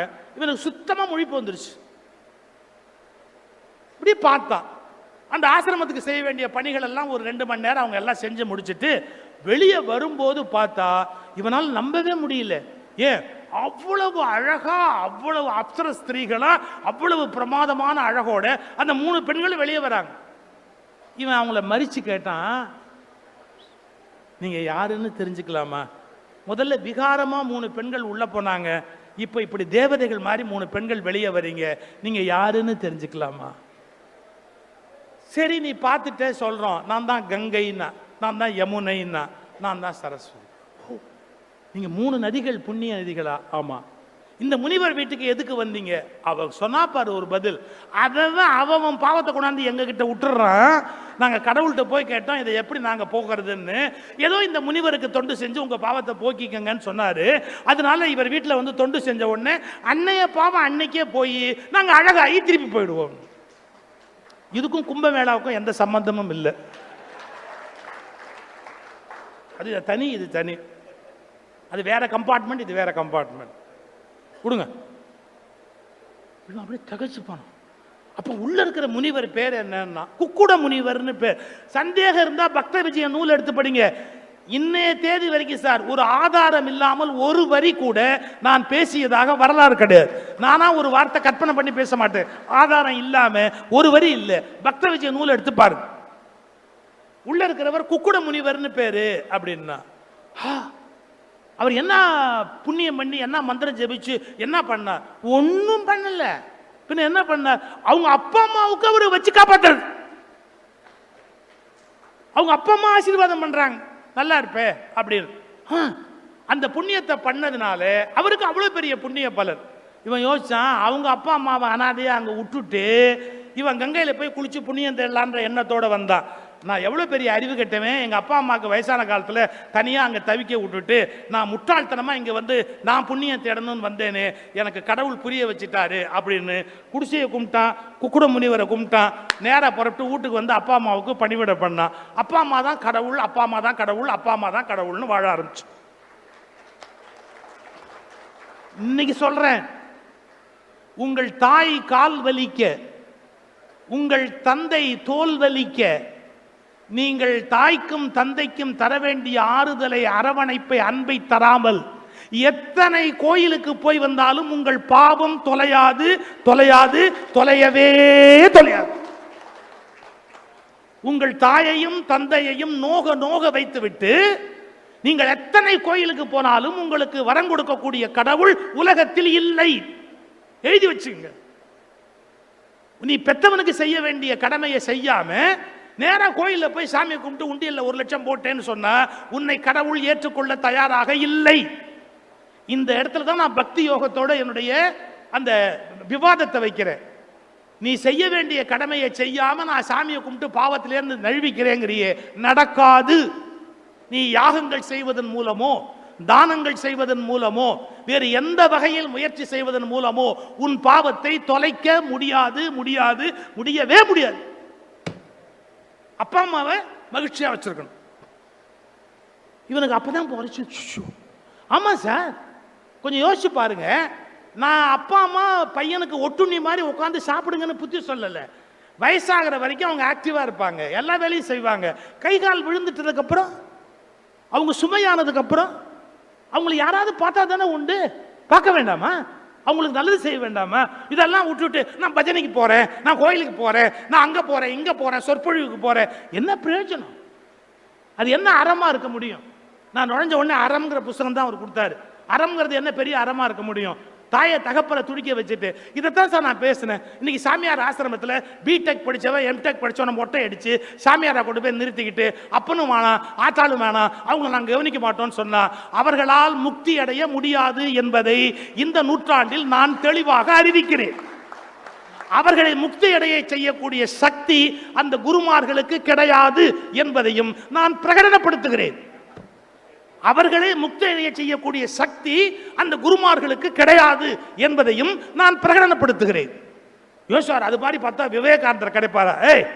ராமகிருஷ்ண மடத்தோட ரூல் தெரிஞ்சுக்கோ, அப்பா அம்மாவுடைய கன்சென்ட் இல்லாம நீ சாமியாரா வர முடியாது. நான் இன்னும் ராமகிருஷ்ண மடத்தை மதிக்கிறதுக்கு என்ன காரணம் தெரியுங்களா? Without consent of your father and mother you cannot enter into Ramakrishna Math. விவேகானந்தர் கடைசி காலத்தில் அம்மாவை பக்கத்தில் வச்சு சோறு போட்டவர் விவேகானந்தர். யார் படிச்சீங்க? அவர் ஒன்றும் அனாதையா அம்மாவை விடல, துறவி ஆயிட்டாரு. ஆனா அம்மாவுக்கு கால் பிடிச்சி விடுவாரு விவேகானந்தர், தெரியுமா? அம்மாவை பக்கத்திலே வச்சு கோயிலுக்கெல்லாம் போகணும்னு ஆசைப்படுறார். அவருடைய இன்னொரு நண்பரை கூப்பிடுறார், நீ எனக்கா ஒரு உதவி பண்ண. என்ன? அம்மாவுக்கு நிறைய கோயிலுக்கு போகணும்னு ஆசை, என்னால் அவளோட போக முடியல, நிறைய வேலை இருக்கு, நீ எனக்காக அவளை கோயிலுக்கெல்லாம் கூட்டிட்டு போயிட்டு வரியா? இன்னொரு மகாராஜ், இன்னொரு துறவி இவங்க அம்மாவை எல்லா இடத்துக்கும் அழைச்சிட்டு போறார். அப்ப தினமும் அம்மாவோட பேசுவார். Are you happy? நீ நல்லா இருக்கியா? சந்தோஷமா இருக்கியா கேட்பார். என்னமோ விவேகானந்தர் சாமியாரை போயிட்டோன்னா அம்மா அப்பா எல்லாரையும் அத்துக்கிட்டு போயிட்டான்னு நினைக்கிறான். கிடையாது. அம்மா மீது செய்ய வேண்டிய கடமைகளை துறவுக்கு பிறகும் விவேகானந்தர் செய்திருக்கிறார் என்ற வரலாறு தெரியாத மூடர்கள் விவேகானந்தரை மேற்கோளாக காட்டுகிறார்கள். படிக்கணும், புத்தகத்தை எடுத்து படிக்கணும். இறுதி காலத்தில் தன்னுடைய தாயாரை விவேகானந்தர் பேணி பாதுகாத்தார். எவ்வளவு முக்கியம் இதெல்லாம் தெரியலையே. அப்பா அம்மாவை அனாதையா விட்டுட்டு போய் இவங்க முக்திக்கு போறாங்களா, அப்படியே முக்தியை போய் அடைய போறாங்களா? இது தவறுன்னு நான் கண்டிக்கிறேன். எனக்கு நீ வேலை போயிட்ட, காசு வாங்கிட்ட, எவங்கிட்டே காசு வாங்கிட்டு பேசுற, என்ன எத்தனை எவ்வளவு வேணா நீ குற்றம் சொல்லு, அதனாலலாம் எனக்கு ஒன்றும் ஆக போறதே இல்லை. சரி, அதை விடுங்க, நம்ம கதைக்கு வருவோம். இவன் வீட்டுக்கு வந்தான். அப்பா அம்மாவுக்கு பணிவிட பண்ண ஆரம்பித்தான். நல்ல ஒழுங்கா அவங்கள நல்ல சுசுறுச்சு. மேலேருந்து பெருமாள் பார்த்தார். என்னம்மா அப்பா அம்மாவுக்கு கவனிக்கிறா, இந்த பயலை நம்ம நேராக போய் பார்த்து ஒரு பாராட்டு கொடுத்துட்டு வந்துடுவோம், அப்ரிசியேஷன் அப்படின்னு மேலேருந்து பெருமாள் வந்தார். இவன் உள்ள அப்பா அம்மாவுக்கு கால் பிடிச்சி விட்டுக்கிட்டு இருக்கிறான். அந்த குடிசைக்கு வெளியே நின்றுக்கிட்டு புண்டரீகா வெளியில வா அப்படின்னு கூப்பிட்டான். இவன் உள்ள இருந்தான். யாரு கூப்பிடுறது அப்படின்னா, நான் தான் பாண்டுரங்கர் பெருமாள் வந்திருக்கிறேன், உன்னுடைய சேவையை பாராட்டி உனக்கு நான் பாராட்டு சொல்றதுக்காக வந்திருக்கிறேன். ஒரு நிமிஷம் சார், அவன் கொடுத்த ஆர்குமெண்ட் பாருங்க. நான் எந்த செயல் செய்கிறேன் என்பதற்காக நீ வந்தாயோ அந்த செயலை நிறுத்திவிட்டு உன்னை வந்து எப்படி பார்ப்பது? இந்த செயல் செய்யாமல் இருந்திருந்தால் நீ வந்திருப்பாயா? எந்த செயல்தானே உன்னை வரவழைத்தது? இந்த செயல் உன்னை வரவழைத்தது என்றால் இந்த செயலை விட்டுவிட்டு நான் உன்னை வந்து பார்ப்பது இந்த செயலுக்கு எதிரான வினை அல்லவா? என்னால் முடியாது, என் தாய் தகப்பன் உறங்கட்டும், அதன் பிறகு வருகிறேன். வெளியிலேருந்து பெருமாள் சொன்னாராம், கால் வலிக்குதுடா, நான் எவ்வளோ நேரம் நிற்பேன். ஒரு செங்க கட்டி, அந்த காலத்து தலகாணி எல்லாம் வீட்டில் கிடையாது, ஒரு செங்க கட்டி எடுத்து அப்படி தூக்கி வாசலில் போட்டு இதில் வேணா உட்காரு அப்படின்னு செங்க கட்டியை தூக்கி அப்படி வாசலில் போட்டானா. 2 கையை இடுப்பில் வச்சுக்கிட்டு பாண்டுரங்கர் அந்த செங்கக்கட்டி மேலே நின்றது தான் பண்டரிபுரத்தினுடைய தலவரலாறு. பண்டரிபுரம்ங்கிறது அப்படி வந்தது. என்ன நாடு சார், எவ்வளோ அழகான நாடு சார். அப்பாவுக்கும் அம்மாவுக்கும் தன் கடமையை செய்கிறவனுக்கு கடவுள் காத்திருந்து அருள் புரிகிறார் என்று கதை எழுதி வைத்த நாடு இந்த நாடு. அப்பா அம்மாவை தூக்கி போட்டுட்டு எப்படியாவது நீ போ, கடவுள்கிட்ட போயிடலாம் அப்படின்னா அது எப்படி சார் நாடு? அது சுடுகாடு, சுடுகாடு. பெற்றவர்களுடைய ஆசி, பெற்றவர்களுடைய அதுக்காக சில வயசானவங்க படுத்துவாங்க, நான் இல்லைன்னு சொல்லலை, எல்லாத்தையும் நான் பார்த்துருக்கிறேன். கண்டுக்காதீங்க. அவங்க நிறைய தப்பா பேசுவாங்க, சண்டை முட்டுவாங்க, கொஞ்சம் வயசு முதுமையினால ஏதாவது பேசுவாங்க, அப்படியே காதை மூடிக்கங்க. ஆனாலும் அவங்க செய்ய வேண்டிய காரியத்தை செய்யும். இதான் என்னுடைய வேண்டுதல், அவ்வளோதான். நூற்றுக்கணக்கான உதாரணம் சொல்லலாம். ஆனால் நாம் எந்த தொழில் பார்க்கிறோமோ அந்த தொழில் எல்லாவற்றையும் விட மேலானது அப்படிங்கிற எண்ணத்தில் இருக்கு. இதுக்கு ஆனால் இப்போ சொல்லி முடிச்சிடுறேன். வெறும் தொழில் மட்டும் பெரிய விஷயம்னு இல்லை, அந்த தொழில் மூலமாக உங்களுக்கு கிடைக்கிற புண்ணியம்னு ஒன்று வரும். அந்த புண்ணியத்தை உங்களுக்குன்னு வரவு வைக்காம இதெல்லாம் இறைவனுக்குன்னு அர்ப்பணம் பண்ணிட்டா முக்தி வந்துடும். இப்போ புரிஞ்சுக்கங்க, செயலை விட்டு விடுவது சந்நியாசம் அல்ல. இதான் பகவத்கீதை. கர்ம சந்நியாசம், கர்ம பல சந்நியாசம். பகவத்கீதை எடுத்து தேடி பாருங்க சார். ஆக்சுவலாக கிருஷ்ணனுடைய வரலாறு உழைப்பவர்களுடைய மேன்மையை விளக்குவதற்கு வந்த வரலாறு சார். நீங்க இந்திய வரலாறு எடுத்து பாருங்க. கிருஷ்ணர் கையில் என்ன இருக்கு? குதிரை ஓட்டுற குச்சி. அவங்க அண்ணன் பலராமன் கையில் என்ன இருக்கு? கலப்பை. அதுக்கு முந்தின அவதாரம் ராமாவதாரம் பரசுராமர். பரசுராமர் கையில் என்ன இருந்தது? மரம் வெற்ற கோடாலி. ராமர் கையில் என்ன இருந்தது? வில்லு. உண்மையில ராமாயணம் மகாபாரதம் எதுக்கு வந்தது தெரியுங்களா? உழைக்கும் வர்க்கத்தின் மேன்மையை நிலைநாட்ட வந்தது தான் ராமனும் கண்ணனும். நான் சொன்னா பல பேர் சண்டைக்கு வருவாங்க. பிறகு அவர்களையும் பக்தி யோகம் கபலீகரம் செய்து விட்டது. வரலாறு தெரியல மக்களுக்கு. அவர்களையும் பக்தி யோகம் கபலீகரம் செய்து விட்டது. எப்படி? நீ உழைக்கணுங்கிற கருத்து வரல, அவங்களையும் நீ கும்பிடணும், அவ்வளவுதான். வழிபாட்டு மனோபாவம் சார். நாத்திகனா மாறினவன் கூட நாத்திக தலைவர்களை கும்பிட்டுக்கிட்டு தானே சார் இருக்கிறான். கொஞ்சம் யோசிச்சு பாருங்க. இந்த வழிபடு மனோபாவம் நம்மளை விட்டு போவே மாட்டேங்குது. பேசாம எப்ப பார்த்தாலும் அவங்களை கும்பிடுறதுன்னா என்ன பிரயோஜனம்? அவங்கள மாதிரி வாழ்வதற்குரிய தைரியம்ல நமக்கு வேணும். ராமனை போல கிருஷ்ணனை போல பிறருக்காக வாழணும் அப்படிங்கிறது தான். ஏன் சார் இந்திரனை கும்பிட்டுக்கிட்டு இருந்த சமூகத்தை பார்த்து இந்திர வழிபாட்டை நிறுத்திட்டு கோவர்த்தனகிரிய கிருஷ்ணன் பிடிச்சான்னு சொன்னா அவன் வேதத்துக்கு எதிரானவனா ஆதரவானவனா? வேதம் இந்திர வழிபாட்டை ஆதரித்தது, கண்ணன் இந்திர வழிபாட்டை நிராகரித்து தன்னை வணங்கும்படி செய்தவன் என்றால் கண்ணன் வேத வழிபாட்டுக்கு எதிரானவன். வரலாறும் தெரியாது, படிக்கிறதும் இல்லை, தேடுறது இல்லை, சிந்திக்கிறது இல்லை, புரிஞ்சுக்கிறது இல்லை, என்ன நடந்ததுங்கிற அறிவே தமிழ் சமூகத்துக்கு இல்லை சார். ராமன், கண்ணன், பலராமன், பரசுராமன் எல்லாமே உழைக்கும் வர்க்கம் மேலானது என்பதை நிரூபிப்பதற்காக உண்டாக்கப்பட்ட வரலாறுகள். போச்சு விடுங்க. எனவே எதை செய்கிறோமோ அதை தவமா செய்யும். இதுல உச்சபட்ச கிளைமேக்ஸ் திருவண்ணாமலை தலபுராணம். அதில் என்ன வருது தெரியுங்களா? ஒரு விலைமகள். அந்த காலத்தில் கோயிலை சுற்றி விலைமகள் இருந்தாங்க. அந்த விலைமகளுக்கு என்ன வழக்கம்னு கேட்டால், யார் காலையில் வெத்தலை பாக்கு வைக்கிறானோ அச்சாரம் அவனை கணவனாக ஏற்றுக்கிறது. அவன் கணவன், அவனுக்காக வாழ்வது. கதவை திறப்பா, வாசலில் தண்ணி தெளிச்சுட்டு திரும்புவா, யார் வெத்தலை பாக்கு வச்சுருக்காங்களோ அதை எடுத்துட்டு நீ என்னுடைய கணவன் அங்கீகரிப்பா. இதான் அவனுடைய வழக்கம். ஒரு நாள் இது பாருங்க, சிவபெருமானுக்கு இவ்வளவு சோதிக்கணும்ன்ற எண்ணம் வந்தது. கூடையில அழுகுன உடம்போடு இருக்கிறவரா அவரை தூக்கிக்கிட்டு இவங்க வீட்டு வாசல்ல அந்த வெத்தலை பாக்கு வைக்கிறாங்க. இவன் எடுத்துட்டு அது யாருன்னு தெரியாது, சரி அப்படின்னு எடுத்துட்டா. சரி அலங்கரிச்சுட்டு வருவாரு அப்படின்னு அவர் கூட்டிட்டு போயிட்டாங்க. அந்த ஊர் மகாராஜா அரசர், அவருக்கு இவளை அடையணும்னு விருப்பம். அவன் வந்தான் குதிரையில்.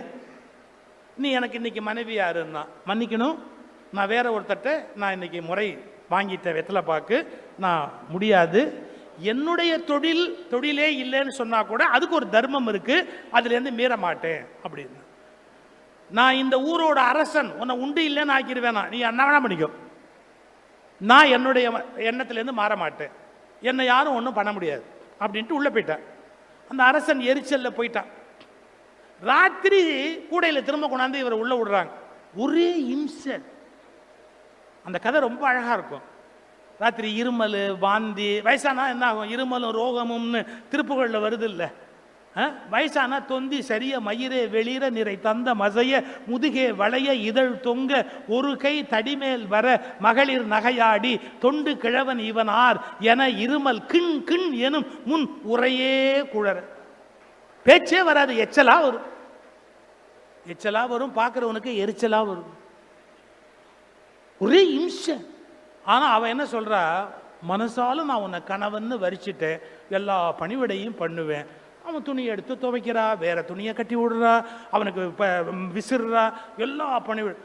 சிவபெருமான் பொறுத்து பார்த்துட்டு, என்ன இந்த பொண்ணு எவ்வளவு அன்பா கருணையா இருக்கு அப்படின்ட்டு தான் சிவபெருமான்கிறத வெளிப்படுத்துறார். அந்த பொண்ணு பேர் தும்பைன்னு பேர் கதையில். சிவபெருமான் வெளிப்படுத்தினார். இந்த இடத்துல கதையில் நீங்கள் என்ன ஒன்று கேட்கக்கூடாது, பார்வதி பக்கத்தில் இருந்தாங்களா இல்லையான்னு ஒரு சிக்கலான கேள்வியை என்ன கேட்கக்கூடாது. என் அபிப்பிராயம் பார்வதிகிட்ட சொல்லாம தான் வந்திருக்கணுங்கிறது என்னோட அபிப்பிராயம்.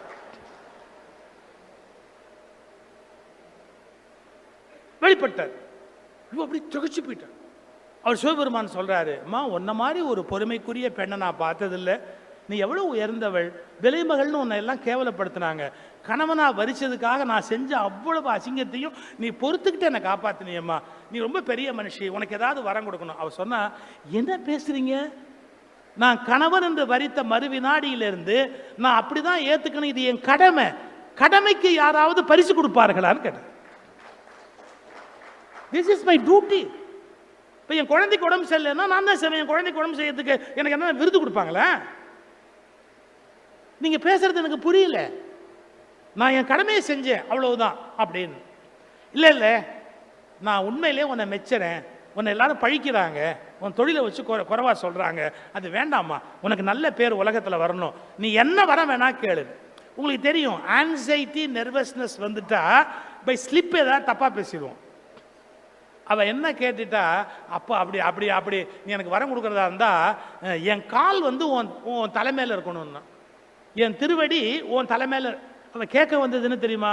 உன் திருவடி என் தலைமையில் இருக்கணும்னு கேட்க வந்தவ ஸ்லிப்பில் என்ன கேட்டா, ஏன் திருவடி உன் தலைமையில் இருக்கணும் அப்படின்னு. சிவபெருமான் சிரிச்சாரு. இது வரைக்கும் யாருமே கேட்காத ஒன்று கேட்டேன், ஆனால் நான் கொடுத்துட்டு இல்லைன்னு சொல்கிற பழக்கம் இல்லை, தர்றேன். உன் திருவடி என் தலைமையில் இருக்கும், தர்றேன் அப்படி. தப்பா கேட்டேன், மாற்றிக்கிறேன். உன் திருவடி இல்லை, நீ கேட்டுட்டு கிராண்டடு நடக்கும். எப்படின்னா, நீ பெண் இந்த ஜென்மம் முடிஞ்சு அடுத்த ஜென்மத்தில் தும்பை பூவா பிறப்ப. தும்பை பூ பார்த்துறீங்களா? 5 டாட் இருக்கும் அதில், அப்படியே குழந்தை கால் மாதிரி. நான் தும்பை பூவை விரும்பி என் தலையில் சூடுவேன், அப்போதெல்லாம் தும்பை என் தலைமையில் இருப்பதாக, உன் திருவடி என் தலைமையில் இருப்பதாக ஆகட்டும். எவ்வளோ அழகான ஒரு ஸ்டோரி திருவண்ணாமலை தலபுராணத்தில். ஒரு பார்த்தை விட்டுருங்க, அது வந்து விலைமகள்னு பேசுதுங்கிறத பற்றி விமர்சனம் பண்ணி பிரச்சனை பண்ணாதீங்க. அதில் என்ன அழகுன்னு கேட்டால், அந்த நெறிமுறை அதில் ஒரு நெறி அவன் பின்பற்றுறா, அதன் மூலம் கடவுளை உணர்கிறாள்னு ஒரு கதை எழுதுறான். அப்போ நம்ம என்ன புரிஞ்சுக்கணும்? யாகசாலைகள் மட்டும் புனிதமானவை அல்ல. நான் யாகசாலைகளை மறுக்கலை, யாகசாலைகள் மட்டும் புனிதமானவை அல்ல, தொழிற்சாலைகளும் புனிதமானது. கோவில்கள் மட்டும் புனிதமானவை அல்ல, உங்கள் அலுவலகங்களும் புனிதமானது. இறைவன் திருமேனி மட்டும் புனிதமானது அல்ல, உங்கள் மேனியும் உங்கள் குழந்தையின் மேனியும் உங்கள் கணவனின் மேனியும் உங்கள் மனைவியின் மேனியும் புனிதமானது. இந்த உணர்வு வளர்ந்தால்தான் மனிதன் கர்மயோகியாக இந்த உலகத்தில் வாழ முடியும். இந்த கர்மயோகத்தை அழகா எடுத்து சொன்ன நூல் ஒன்று உண்டுன்னு சொன்னா, கீதையினுடைய 3rd சாப்டர். அதில் 2 இருக்கு, கர்ம சந்நியாசம், கர்ம பல சந்நியாசம். என்ன சொல்றாங்க? கர்மத்தை விட்டுட்டு போய் சன்னியாசியா போறது ஒரு குரூப், கிருஷ்ணன் ஒத்துக்கல. கர்ம பல, செயலால் வருகிற பலனை துறந்து விட்டு போவதுதான் உண்மையான சந்நியாசம். பலனை துறக்க வேண்டுமே ஒழிய செயலை துறக்க கூடாது. சார், மகாவீரரை விட ஒரு சன்னியாசி உலகத்தில் உண்டா சார்? மகாவீரர் அவங்க அம்மாட்ட போய் கேட்கிறார், நான் சன்னியாசியா போனோம் அப்படின்னு. அவங்க அம்மா சொன்னாங்க, இல்லப்பா என் மனசு ஒத்துக்கலப்பா, உன்னை விட்டுட்டு என்னால் இருக்க முடியாது. அவர் சொன்ன பதில் சொல்லட்டுமா? எங்கிருந்தாலும் நான் சன்னியாசி தான், நான் வீட்டில் இருந்தாலும் சரி வெளியில் இருந்தாலும் சரி சன்னியாசி தான். நீ விரும்புகிறவை நான் இங்கே இருந்து விட்டு போகிறேனே, எனக்கு என்ன வந்தது? சன்னியாசியாவே வீட்டில் இருந்தார். யாரு? மகாவீரர். அப்ப நீங்க புரிஞ்சுக்கணும், சந்நியாசம் என்பது உடையில் இல்லை, சந்நியாசம் என்பது ஆசிரமங்களுக்குள் இல்லை, சந்நியாசம் என்பது கோலங்களிலேயோ மழித்தலும் நீட்டலும் வேண்டா வேஷங்களில் இல்லை. சந்நியாசம் என்பது உங்கள் மனப்பக்குவத்தில் தான் இருக்கிறது.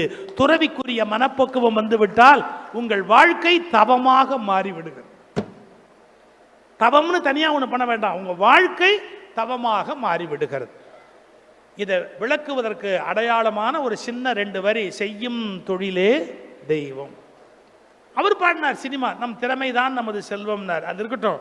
கர்மயோகத்தை இதை விட அழகாக, கீதையை விட அழகாக இன்னொரு நூல் உங்களுக்கு விளக்கி சொல்ல முடியாது. நீங்கள் வரலாறுகளை கூர்ந்து படியுங்கள், புரிந்து கொள்ளுங்கள். யாரால சொல்லுவதை ஒவ்வொரு வார்த்தைகளையும் நம்பி ஏமாந்து விடாதீர்கள். சுயமாக சிந்திப்பதற்கு பழகுங்கள். சொல்லால் மட்டும் நம்பாதே, சுயமாய் சிந்தித்து அறிந்திடுவாய். வேதாத்திரி மகரிஷனுடைய வார்த்தை. சொல்லால் மட்டும் நம்பாது, யாரோ சொல்லிட்டாங்கன்னு நம்பாது, சுயமாய் சிந்தித்து அறிந்திடுவாய். இந்த புரிதல் நமக்கு தேவை என்பதை எடுத்துரைத்து நல்ல முயற்சியை மேற்கொண்டிருக்கிற மாவட்ட நிர்வாகம், துணை நிற்கிற அமைப்புகள், வருகை தந்த பெரியோர்கள் அனைவருக்கும் நன்றி பாராட்டி விடைபெறுகிறேன். நன்றி, வணக்கம்.